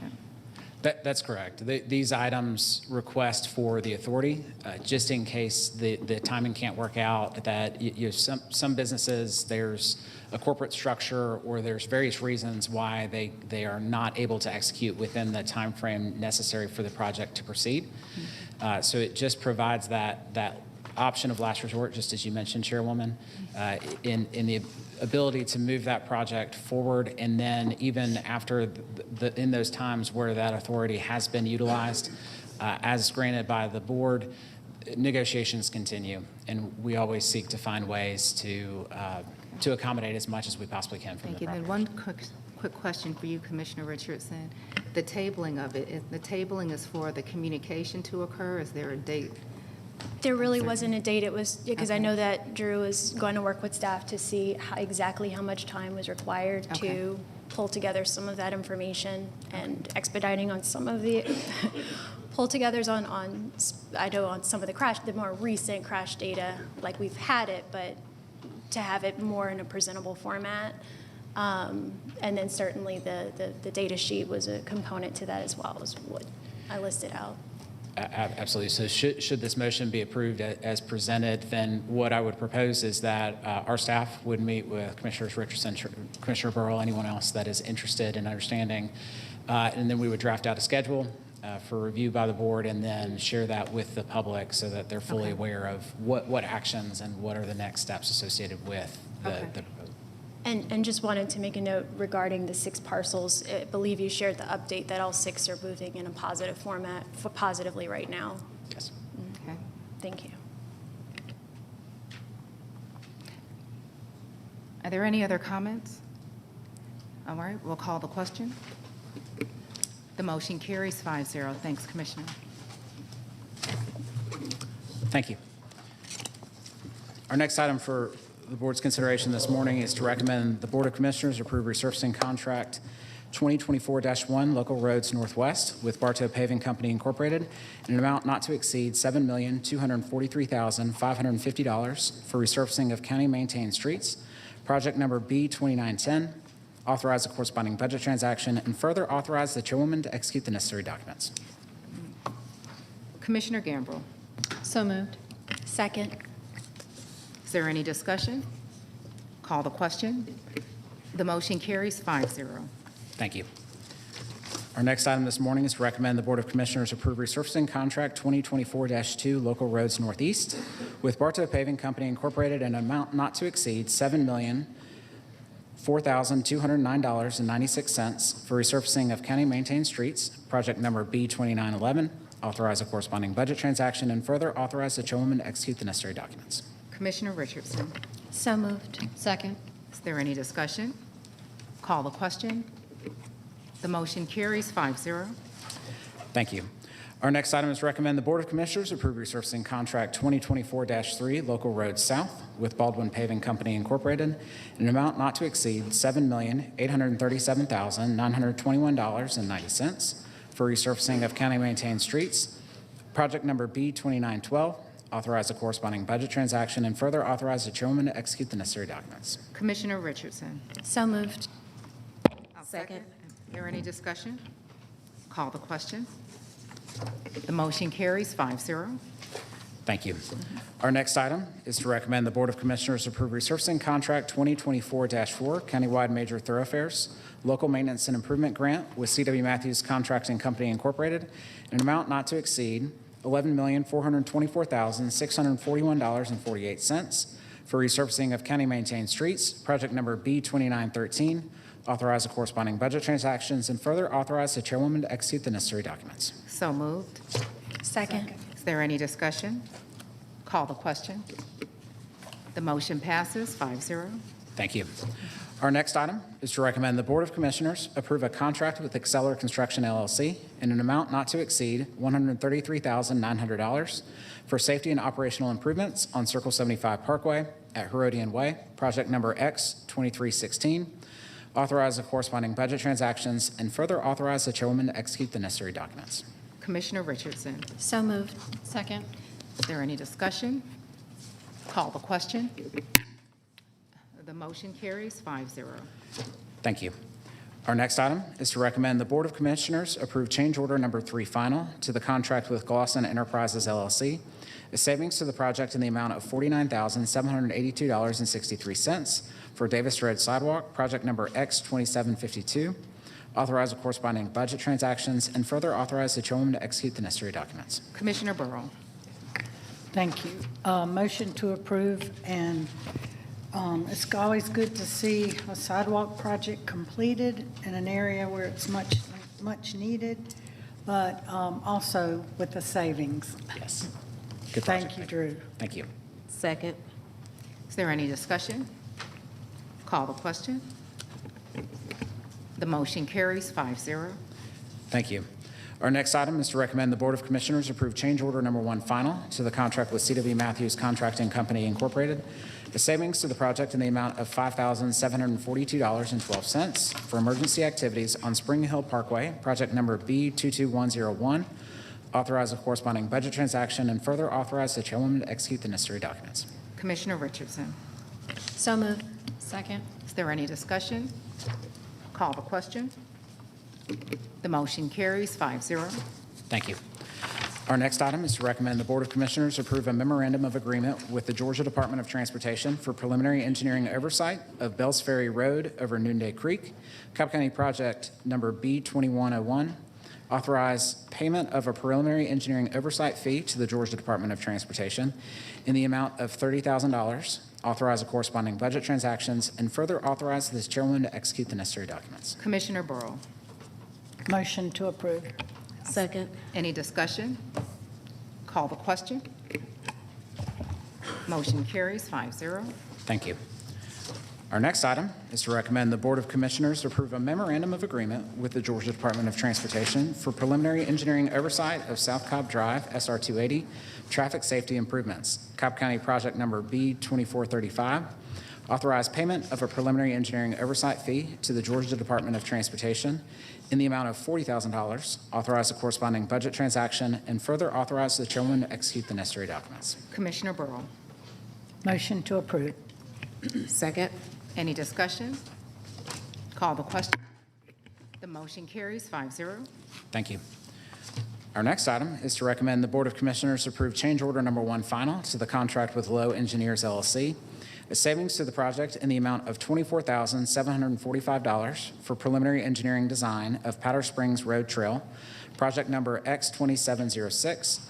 Authorize the corresponding budget transaction and further authorize the chairwoman to execute the necessary documents. Commissioner Gambrill. So moved. Second. Is there any discussion? Call the question. The motion carries 5-0. Thank you. On that same project, our next item is to recommend the Board of Commissioners approve project number X2706, task order number 2, to the 2022 Master Task Order Contract with American Engineers Incorporated in an amount not to exceed $499,236 for preliminary engineering design of Powder Springs Trail. Authorize a corresponding budget transaction and further authorize the chairwoman to execute the necessary documents. Commissioner Gambrill. So moved. Second.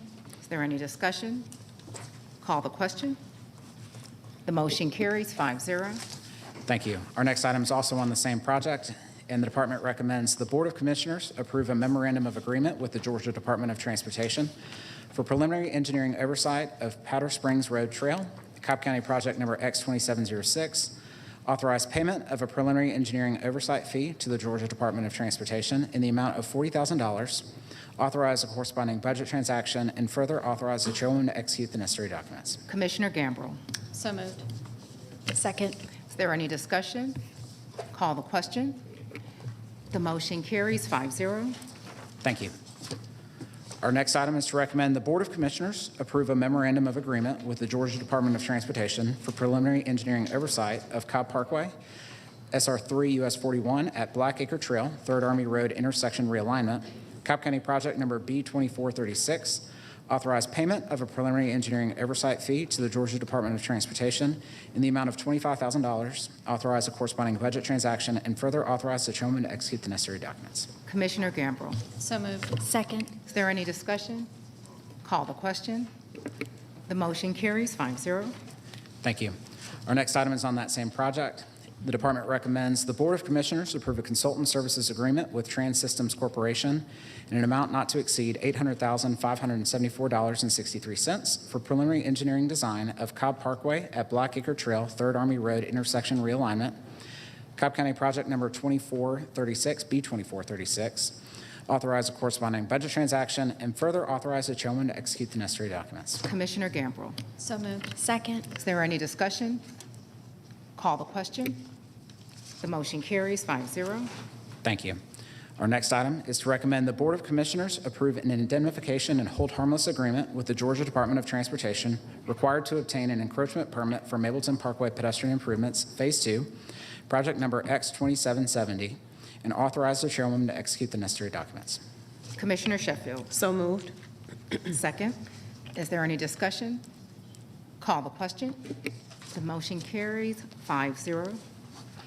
Thank you. And our final item this morning is to recommend the Board of Commissioners amend a previously approved action to approve project number X2549, task order number 1, to the 2022 master task order contract with Gresham Smith for Noonday Creek Trail Extension supplemental study. Approve project number X2549, task order number 2, to the 2022 master task order contract with Gresham Smith for said project as revised, and authorize the chairwoman to execute the necessary documents. Commissioner Burrow. Motion to approve. Second. All right. Is there any discussion? Yes, please. Yes, go ahead. Thank you, Drew. I know Mr. Wilson has been waiting to hear this because it affects his beautiful horse farm. Yes. And I just want the public to know that we're still studying this for how we can move the trail forward, but with concern from the neighboring properties, and especially Mr. Wilson's. Absolutely. This is pursuant to those concerns. It does not, as you asked previously, it does not set that final alignment. It just allows for further analysis, further discussion with the residents along the creek, and then ultimately the approval of a concept would be at a future meeting. Right, and we'll have more public meetings. Of course. So thank you. Thank you for being here and your patience since 9 o'clock. Thank you. All right. I'll call the question. The motion carries 5-0. Thank you. Thanks, Drew.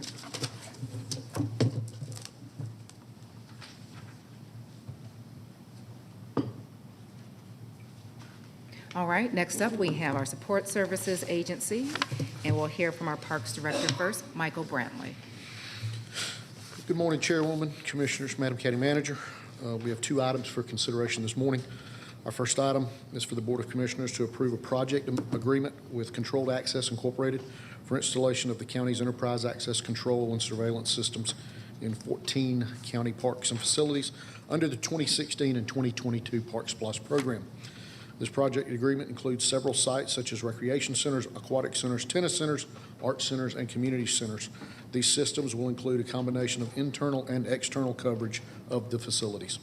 We ask that BOC approve the project agreement with Controlled Access Incorporated for installation services at these 14 county parks under the 2016 and 2022 Parks Plus program in an amount not to exceed $309,268.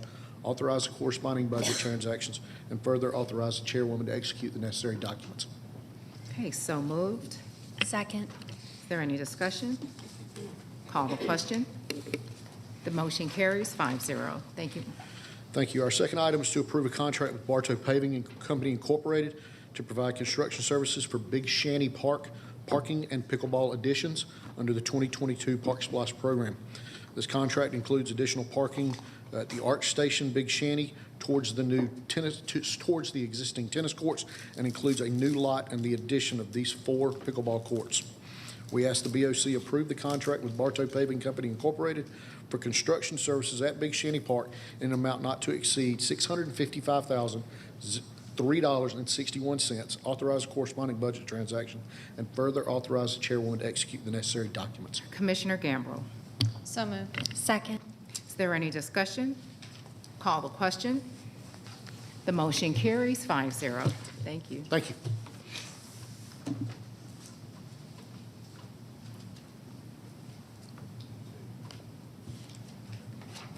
Good morning.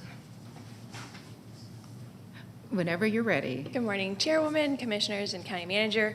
I have one item for recommendation for the Board of Commissioners to authorize the creation of a full-time GIS analyst at pay grade 109, a full-time departmental communications specialist at pay grade 110, and a full-time division manager, elections and registration at pay grade 115. Authorize the corresponding budget transaction and further authorize the Chairwoman to execute the necessary documents. Without these new positions, we will continue to struggle to serve Cobb voters in the capacity at which is expected. The GIS analyst position, we've had vacant since 2022 as a part-time position, and after speaking with our IS director as well as the GIS team, it is just almost impossible to recruit a part-time GIS analyst.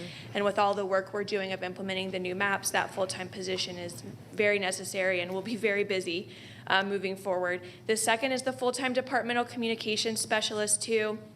Our piece of the pie in the strategic plan is to educate voters, and that's not something that we do very well now because we don't have a position dedicated to that, to do voter outreach. The person who does our voter outreach is also over all the poll workers, so she's very busy this time of year as her time is dedicated to assigning poll workers for our precincts. The last position is due to a reorganization where I'm splitting the very large registration division into two separate divisions of registration and absentee. That way absentee can have dedicated managerial oversight as well as registration. Okay. Thank you, Commissioners. I move that we approve this agenda item as it has been presented. Second. Are there any questions or discussion for, I should have introduced you. We have here our new Elections Director, Tate Fall. Thank you. So glad that you're here with us. Thank you. Yeah. Is there any discussion? I'll call the question. The motion carries 4-1 with Commissioner Gamble in opposition. Thank you. Thank you, Tate. I believe that takes us to our second public comment. Yes, Chairwoman, and the first public speaker is Pam Reardon. Okay.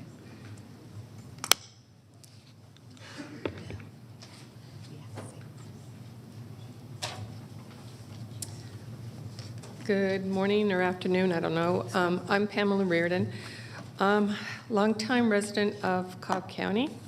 I care about all of Cobb County, and I would like to bring it to everybody's attention that there's only one warming station in Cobb County. Fulton has at least 5, Gwinnett 4, DeKalb 4. Now you're probably thinking, what is a warming station? This is where our homeless can go when it is cold, very cold. And then we can have in the summer cooling station. Well, our chair formed an affordable housing task force and didn't allow 2 of our commissioners appointing anyone to it. And then we find out, it was done in secret, and then we find out that the person leading it is from the city of Atlanta, not from Cobb County. Then all of a sudden, a few months ago, there was a request to the board to vote for $100,000 plus to Must Ministries, and then some extra for bus vouchers so that the homeless can be picked up in South Cobb and taken to North Cobb, which is ridiculous. And you say, why? Well, because there is a center in Mableton, Family Life Restoration Center. It's been in operation for 18 years. Supplies a food bank, clothing, services to the needy. And we also, I volunteer there. We also help the homeless. So there should be a warming station in Mableton in South Cobb. This should not have been overlooked. I think it was on purpose, because that center also has 18 beds that can be transitional housing for the homeless. And the zoning on that has been consistently blocked. Hopefully, the city of Mableton will step up and do something about it. The next thing I want to talk about is ARPA, the ARPA funds.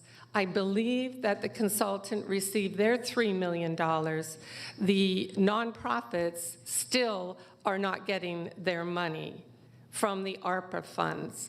And I think it has to, I may be wrong, I think it has to be used up by the end of this year.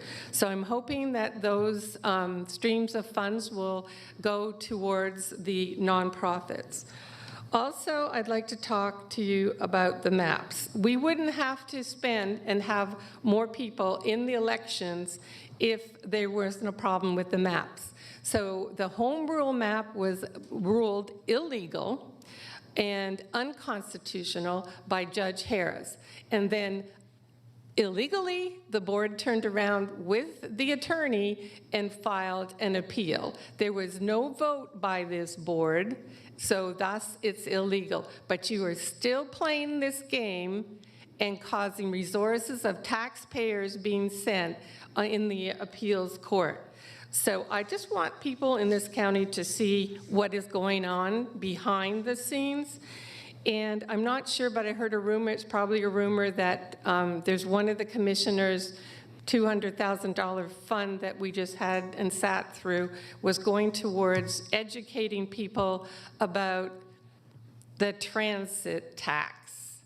I could be wrong, but there's a lot of non-transparency going on, and I definitely just wanted to bring all of this to the light of day. And I hope we can get a warming station and a cooling station in Mableton. Thank you very much. The next public speaker is Kevin Redmond.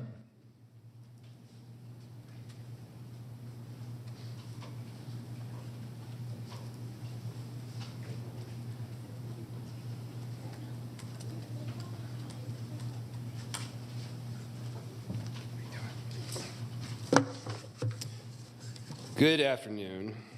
My name is Kevin Redmond. I'll keep this quick.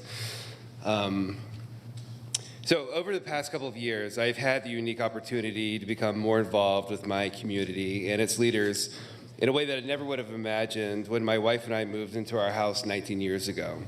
I'm running for office, have been a community liaison on Commissioner Richardson's cabinet, and volunteered for the East Cobb Alliance.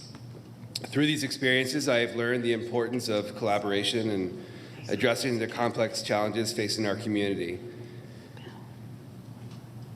Excuse me. That was my concern. Excuse me. Let's just let's take a brief. I missed the memo. Let's take a pause, please, for a few minutes. He's announcing he's running in 2026. Because with the because back to the state map, he's in my district. But you can't kind of.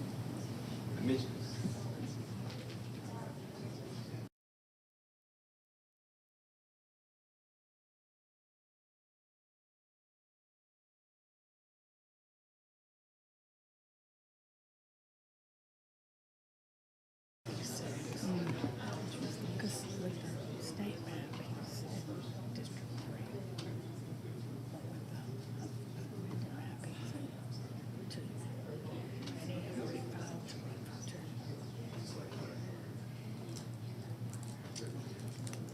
Yeah, he can't use this platform to announce his running.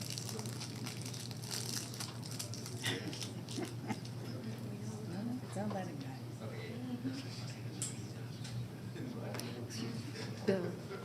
Bill, may he continue? Okay. Hold, no, it's not okay. No, I'll call the meeting back to order. Excuse me. Let me just get, let me just ask for.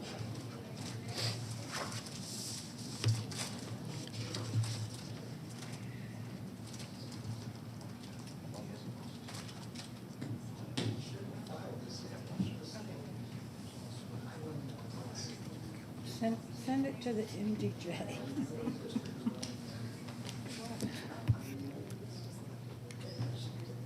Okay. All right, we'll call. We're calling our meeting back to order. Again, it's February 13th, 2024. We just interrupted public comment, needed some clarification on rules as we had someone who has declared to run for office provide the fact that they are running for office, which was teetering on the use of our county facility for campaign purpose. Yes, for campaign purposes. So we paused our meeting to get clarification from our county attorney and also our county attorney to also provide some direction to our speaker, and just ask Bill if you can let us know how to proceed. Sure. Thank you. I think Mr. Redmond has declared an intent to run, obviously qualifying hasn't opened yet. But I've cautioned him regarding not only, he still maintains the First Amendment right to be able to express his opinions, but it can't be in the form of a campaign speech. He said he was making merely just references to that. Okay. I cautioned him against any further references to that in relation to what his conduct or speech would be. Okay, thank you. So you're aware. All right, so I don't know how much time we had on the clock when we I'm going to make it shorter. So. Mr. Redmond. Okay, so the intent of what I was going to talk about is that I have made the attempt, just even as a citizen, to become more engaged with my community in these various ways I've been talking to people. So what I've done has been, went and talked to all the different department heads within the county just directly, because I'm getting asked a lot of questions about what's happening in the county, and I want to be as informed as possible. So just really as a citizen, I've been able to go and talk to all the different department heads, and there's a few things that I've learned. One is that everybody here is incredibly talented, and there's also just a lot of vacancies, and everybody's working very hard. So when the accusations are made that the county staff isn't being trusted to do their work, I think everybody's working at maximum capacity. But I've also found that there's just an incredible amount of transparency. So my intention for these meetings, and what I want to encourage the public to do, is go talk to the directors if you have questions and be able to make decisions based on facts and context. And that is really kind of the biggest takeaway that I've had over these past several weeks that I wanted to share with everyone, because a lot of assumptions are made, misinformation can be created, and just going and sitting down and talking to the people who are actually making the decisions, like the Drew Reslers of the world who are making these impactful decisions, you can understand why things are happening the way they are. I had some questions around the sidewalks that are being built around Dodge Middle School. I had some questions. People were coming to me asking me what's going on there because there's some safety questions. So we went to the DOT chair and director and got some actual answers that we're able to take back to people asking me these questions. And so it's even been as simple as inviting some of my neighbors to the East Cobb Civic Association and getting them engaged on questions they have around short-term rentals. And so my encouragement for everyone is, if you have questions, it's not enough to just send an email out complaining about it. If you really want to get down to the bottom of what's impacting our community, go have these meetings, because everyone here that I've talked to working under Dr. McMorris have been incredibly transparent and helpful and accessible. So I think there's just a tremendous, talented set of staff here that everybody should take advantage of in talking to. That was my point. So thank you. Thank you. Kevin Cutliff. I believe Mr. Cutliff has left. The next speaker is TJ Adams.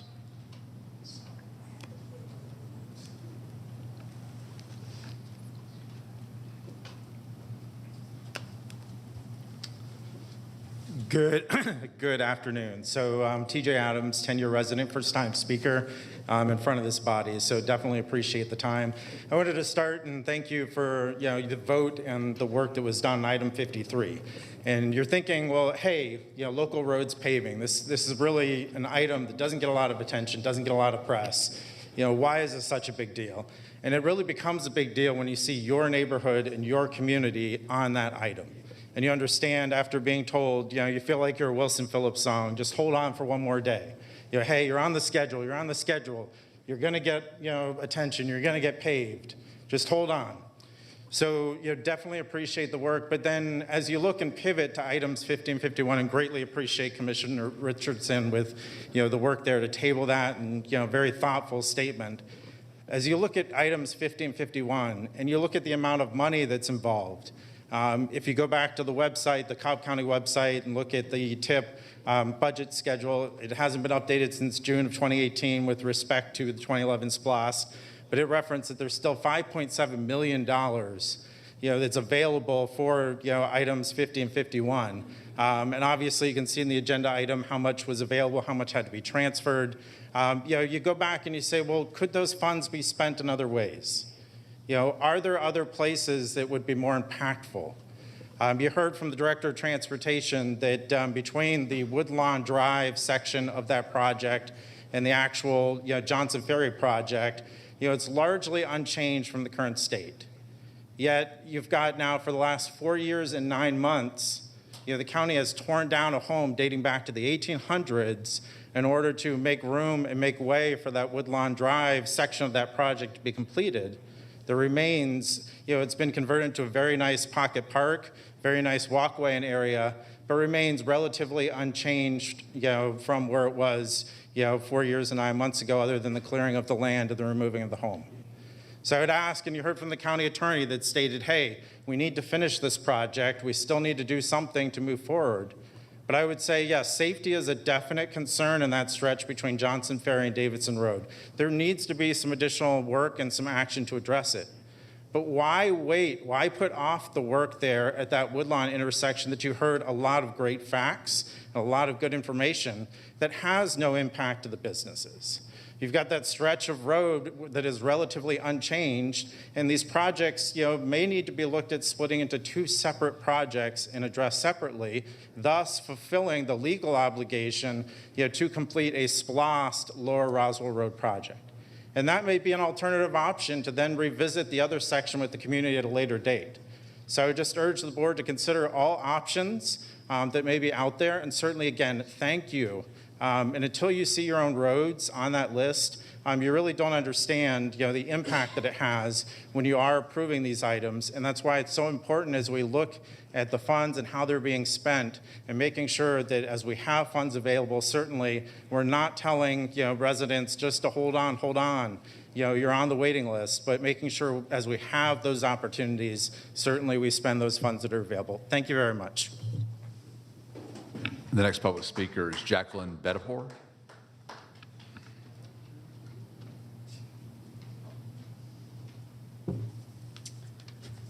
Good morning, good afternoon. I've lost track of time.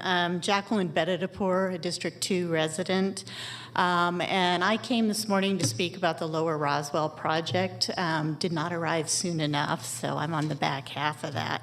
So a lot of what I had prepared to say has already been covered, but I wanted to thank Commissioner Richardson for the leadership you've shown here today in hashing through this issue and promising to collaborate with the community and get this information out.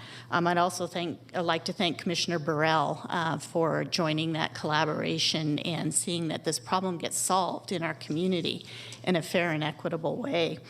I live 1 mile from this intersection. I travel that intersection, multiple times in a day. I went through that intersection this morning to get here. And I've witnessed many accidents there. I have a neighbor who was T-boned there. We walk those sidewalks. We love those sidewalks. And so we've had a couple of SPLOST projects go through this portion of the county. We've had the sidewalk project all along Lower Roswell Road, which was a tremendous, has become a tremendous asset to our community, and I'm thankful that the county invested those dollars. We've also had the Waleo Road traffic circle, which again is a remarkable improvement to the traffic situation in that part of the county. These things are not fun. Going through these construction projects, it's inconvenient, but we adapt, and it's a little bit of short-term pain for long-term gain. So I won't go through, sort of the situation there and what causes these traffic issues and problems. A lot of it is uncontrolled left turns, crossing 3 lanes of traffic, stopped at a traffic signal to enter McDonald's. People exiting McDonald's, coming out, making a right turn, trying to cross 3 lanes of traffic to get into those left turn lanes. So drivers should make better choices, but they don't. And so I'm thankful that this will be addressed on the county level through a raised median, quite frankly. And I'm kind of surprised that we have such objection to a raised median. We have raised medians all up and down Johnson Ferry Road, down Roswell Road, through these major commercial activity centers, where you have to make a U-turn, or you have to use a left turn cutout, or you have to use a regulated intersection with a traffic signal to access businesses on both sides of the road. This is just how we do it in most of East Cobb in these commercial areas, except for Lower Roswell Road and Johnson Ferry. The accidents endanger public safety. They cause damage to vehicles, increase insurance rates, and the deployment of first responders quite often, or all the time. And so, although I'm not looking forward to the inconvenience this road work will cause, I'm greatly looking forward to the end result, which will be improved flow and safer access to all these businesses. So I also speak today as a sitting member of the SPLOST, Citizens Oversight Committee. And this is an approved project on the 2000 SPLOST project list. So the voters authorized you, the Board of Commissioners, to collect a 1-cent sales tax for 5 years to fund this intersection project as well as other projects on the list. $533 million in sales tax was collected under these pretenses, and the county's not yet broken ground on this particular project. So 8 community meetings were held from 2012 to 2023. I went to the East Cobb Civic Association presentation. I know a presentation was given to the Indian Hills Community Association.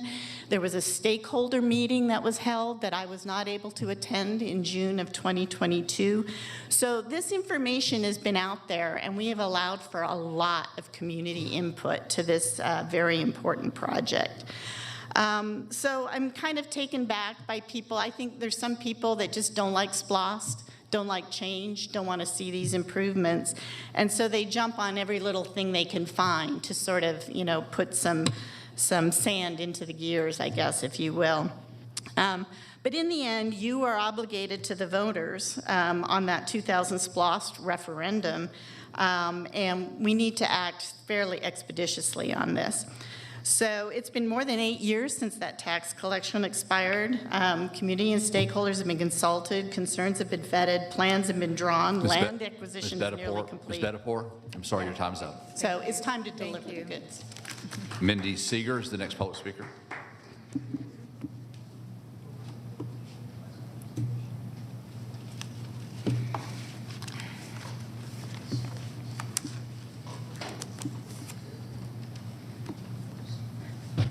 My stomach is telling me it's afternoon, so good afternoon, Chairwoman and Commissioners. I want to take a moment first just to say Happy Black History Month. Definitely lots of interesting things happening around the county and in various places that I hope everyone is taking the opportunity to be a part of. I'm planning something at Pope High School through the PTA that we're very excited about at the end of the month to kind of capstone some of the excellence there with our students. It is also Fat Tuesday, otherwise known as Mardi Gras, for those of us who celebrate. That's a food holiday, so that would be me. And then also Valentine's Day coming tomorrow, which I know is near and dear to Chairwoman Cupid's heart, as being a Cupid heart person. What I wanted to talk to you all about today is item number 70, and I wanted to thank you all for your supportive vote for the 5 that voted in support of those full-time positions at our elections office. Specifically with the GIS issues, I know I have come to this board and talked multiple times about some of the map issues, understanding that at our elections office, we have all 5 of the electoral maps that affect Cobb County have been in some form of litigation, being that Congressional, State House, State Senate, this board, as well as the Board of Education, the school board map. It is an incredible undertaking for that office and those departments and staff to put all these things together and list all the various ballot combinations, precinct splits, all the things that go on with that. And GIS is as someone who's tried to draw maps around things and tried to conjecture what I think things are going to look like, that is a skill set, and it is a professional skill set that needs to be reflected as such. So There were some important things that were shared yesterday at the Board of Elections meeting that I thought would be helpful to share here and for the benefit of the public and those who tune into this meeting. In regards to what those GIS staff folks do in a non-election year, which I'm not even sure that's a thing in Georgia anymore. I feel like we vote all the time, which is great for me. I love voting. Let's vote all the time. But in those off election, if we have those, they're looking at street level maintenance. They're maintaining those maps all the time so that it is not this crisis exercise when it comes around to major election years.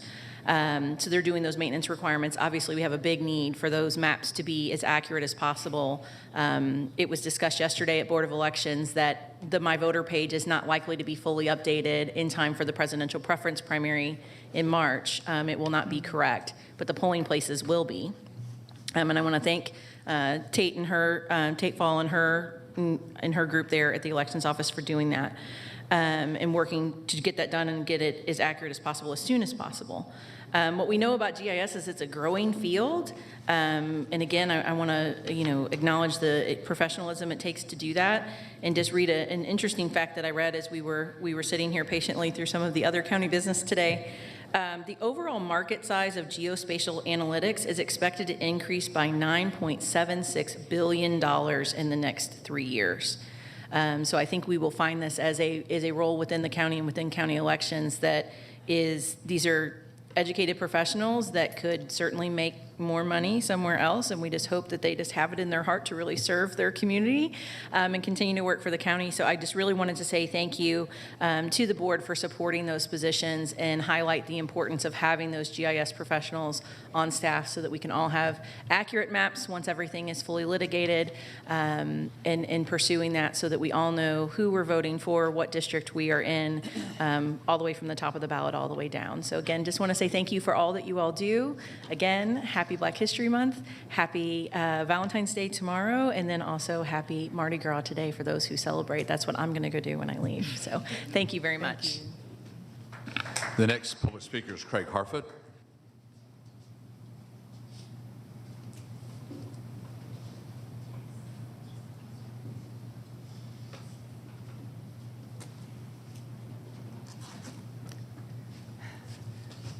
My name's Craig Harfoot.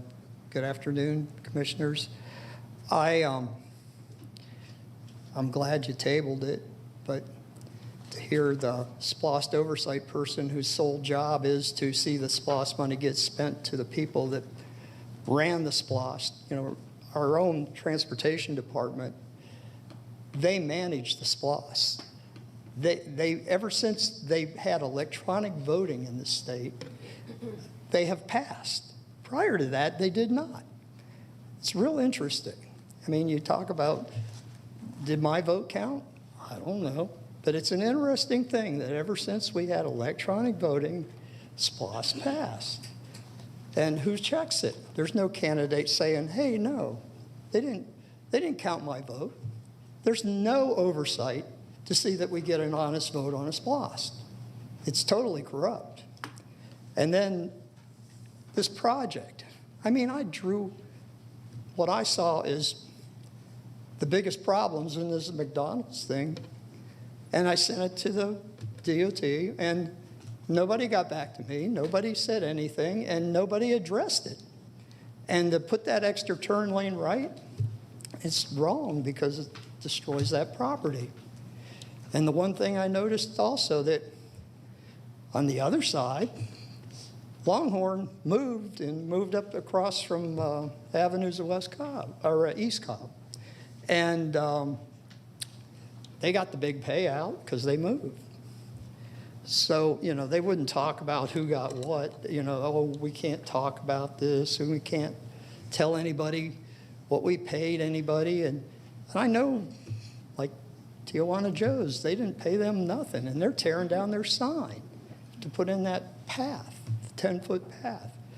And they didn't even compensate them for that. And, the business owners are not represented by anybody. You guys, DOT, And the one thing I did want to talk about was when I ran in 2005 with no money, because I understood if you run with money, you serve your money or you're not an honest politician. And you see how much money gets spent in the congressional races and the Senate races. We had the most expensive one in the state. And the deal is, who's paying for that? Yeah, it's all these engineers, it's the GIS, it's people that want to get things done, the bonds that built the new housing at the stadium, you know, that tower you're building over there. But it doesn't serve us. And until we can get smart enough to elect people that don't have outside, you know, funding from off-site.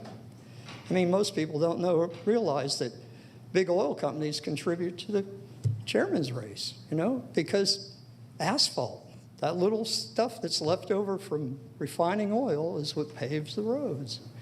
And when it's not there, the roads don't get paved. And, you know, all this other nonsense between the parties, you know, to create dissension among people, it's not in our own interest, you know. It's called divide and conquer. And that's what all our political system's about, divide and conquer. And the people that fund the elections win. And it don't matter if you're Democrat, Republican. If you won, the money was behind you. And all the newspapers, they're really bad. They told me, oh, you got to pick a side. You got to, you know, and whoever has the most money is going to win. So the perceived winner is who's taking all this money. And that's what's wrong with our system. It's what's totally wrong with our system. And the Chamber of Commerce imports people. You know, they go out, we got Brazilians and Koreans. And in 2008, all these people that took their money and came here and started businesses got wiped out. And we were looking for the next batch to come in. And all this thing about let's build more housing, let's bring in more people, it's to fund a bankrupt America. And it's a spending problem. I mean, that's what everybody's talking about in banking. You cannot spend your way out. It's going to take a big leveling up, like the Great Depression, to even have a hope. And I hope you consider this, because what you're doing... Mr. Harfoot, I'm sorry, your time's up. It's 3 seconds on there. Yeah. Just for clarity, it was -3. He'd already gone over.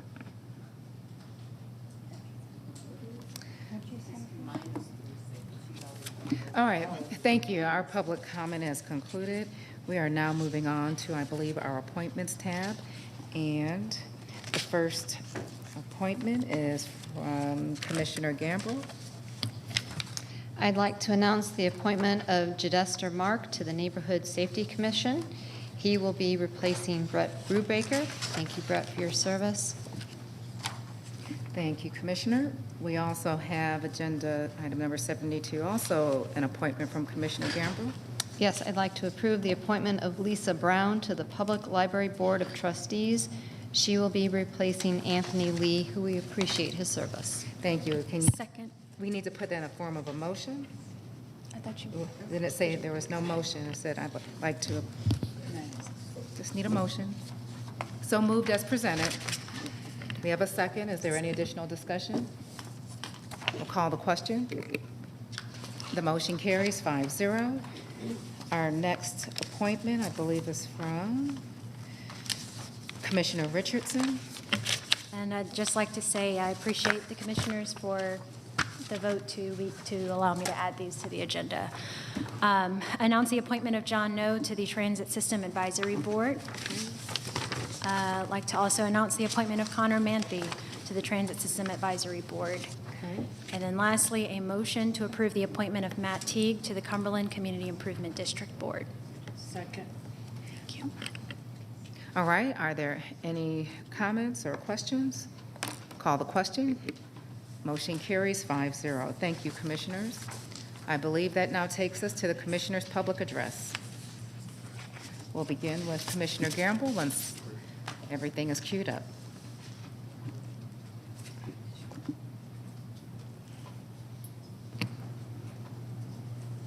You can join Cobb County Water System stormwater managers for an information session covering essential topics for homeowners, including easements, buffers, infrastructure, and more during the Lunch and Learn Stormwater Management 101 on Friday, February 23rd at 12 p.m.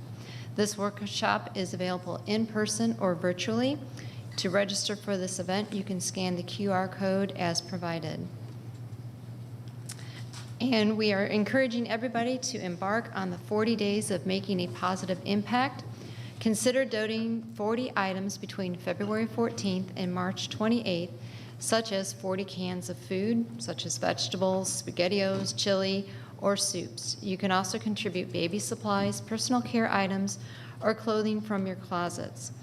This will help support our nonprofits like the Center for Family Resources, Must Ministries, or local churches such as First Presbyterian Church, the Catholic Church of St. Anne, or even Cobb County Senior Services.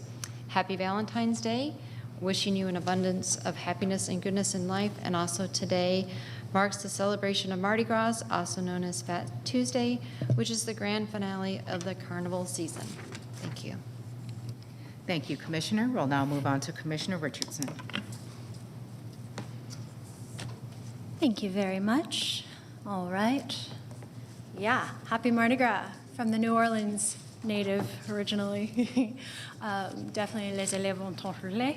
Let the good times roll, you guys. Please enjoy it. And not wearing my beads today, but I know. Yeah, okay. I heard there was king cake yesterday, but we There'll be some in internal audit they represent. Understood. Understood. And also happy Valentine's Day.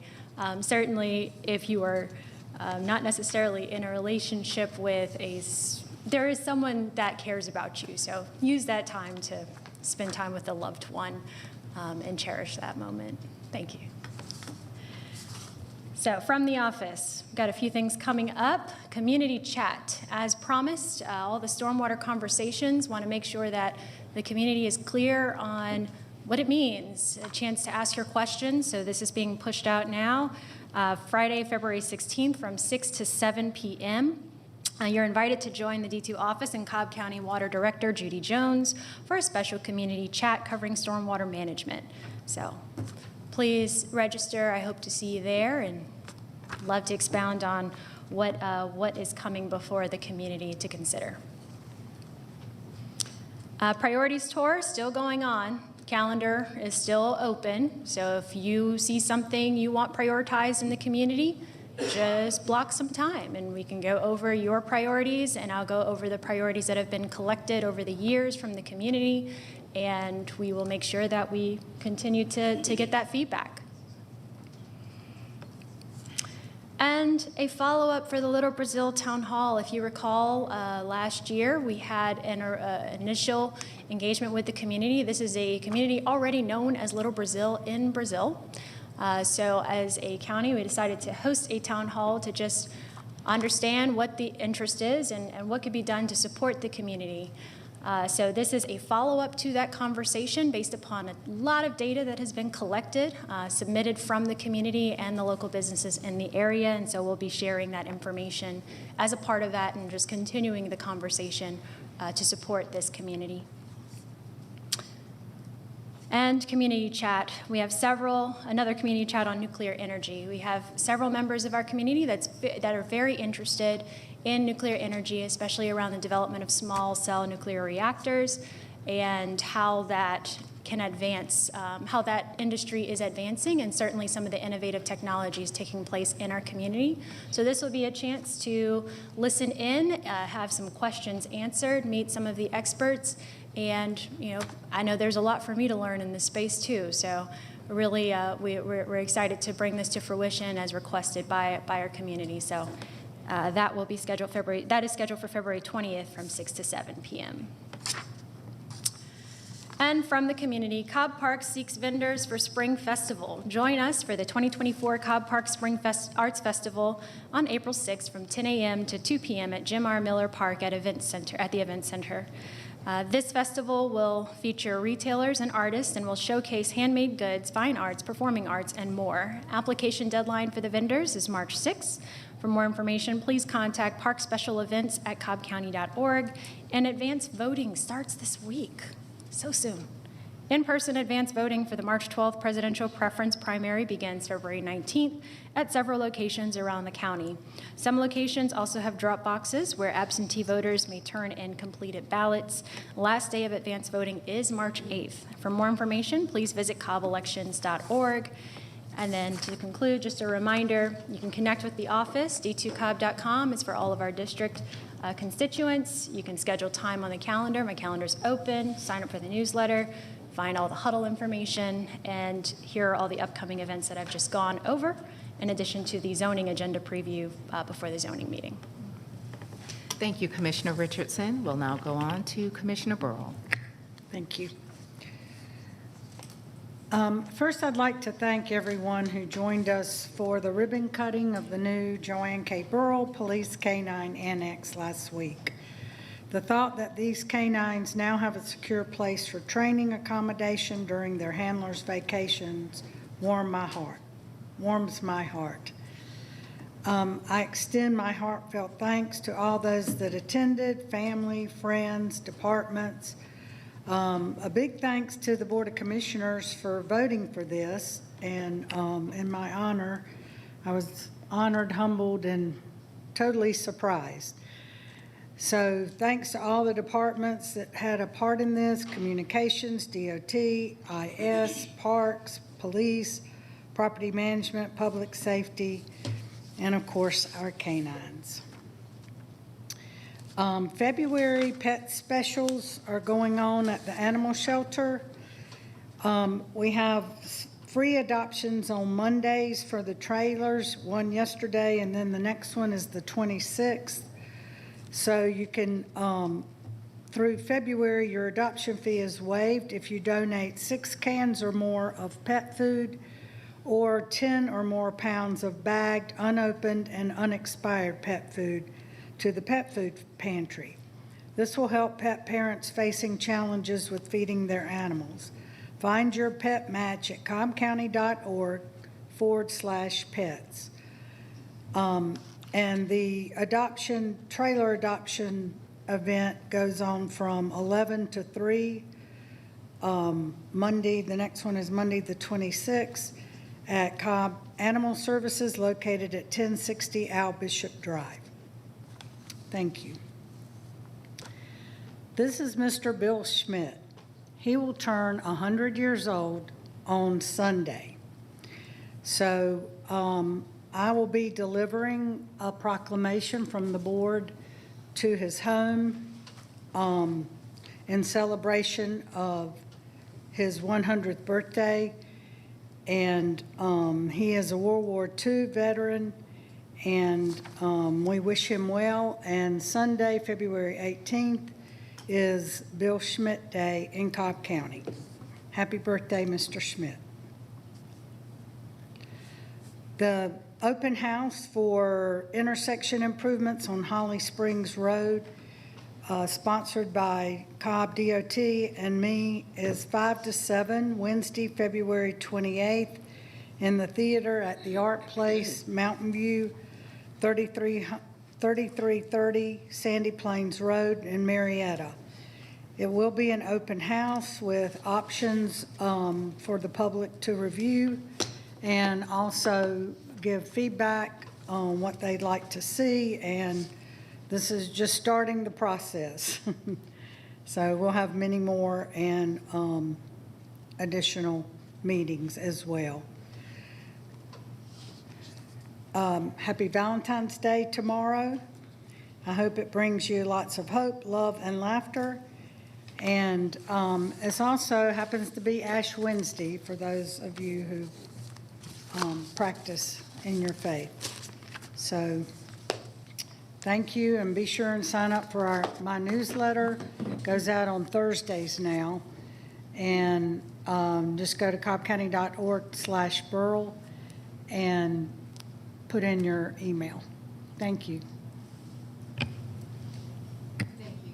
Thank you, Commissioner Burrell. We'll now move on to Commissioner Sheffield.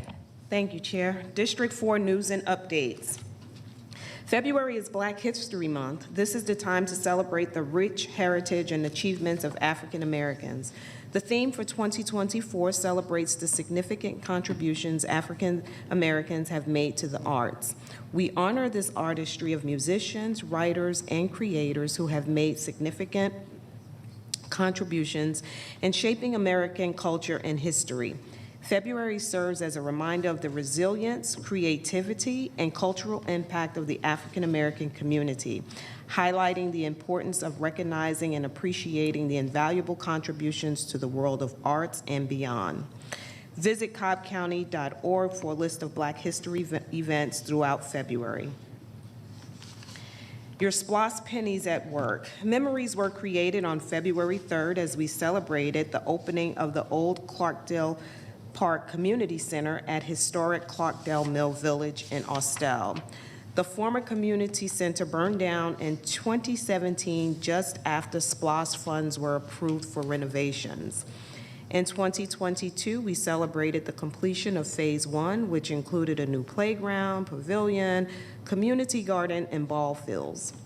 The Clarkdale Community Center isn't just a building, it is a symbol of unity, a testament of our shared values, and a space designed to bring us together. This community gym is a great venue for family events and community meetings. A special thanks to Parks Director Michael Brantley and his team for a job well done and for their commitment to improving our quality of life. This center reflects what we can achieve when we come together with a shared purpose. Join the Cobb County Police Department on Monday, February 19th from 12 to 1 at Epicenter's Loft Cafe for their Lunch and Learn series, Coffee with a Cop.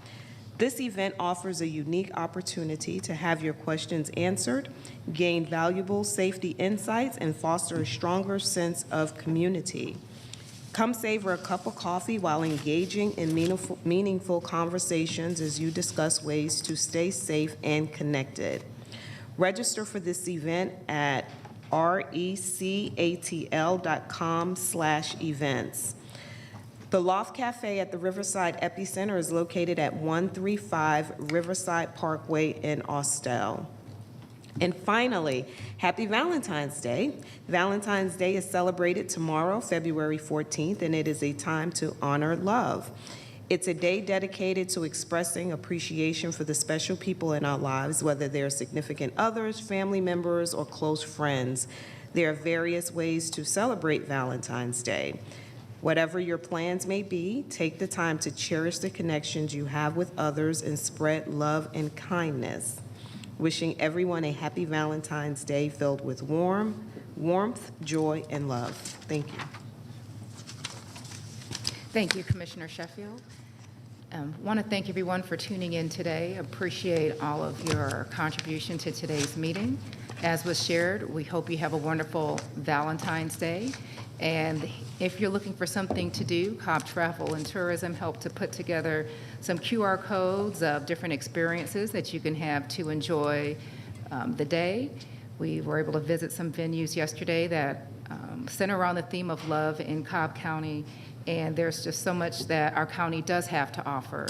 So please check out one of the sites that Cobb Travel and Tourism has put together using the QR codes here today. And again, hope all of you have a wonderful Valentine's Day. Our meeting is now adjourned.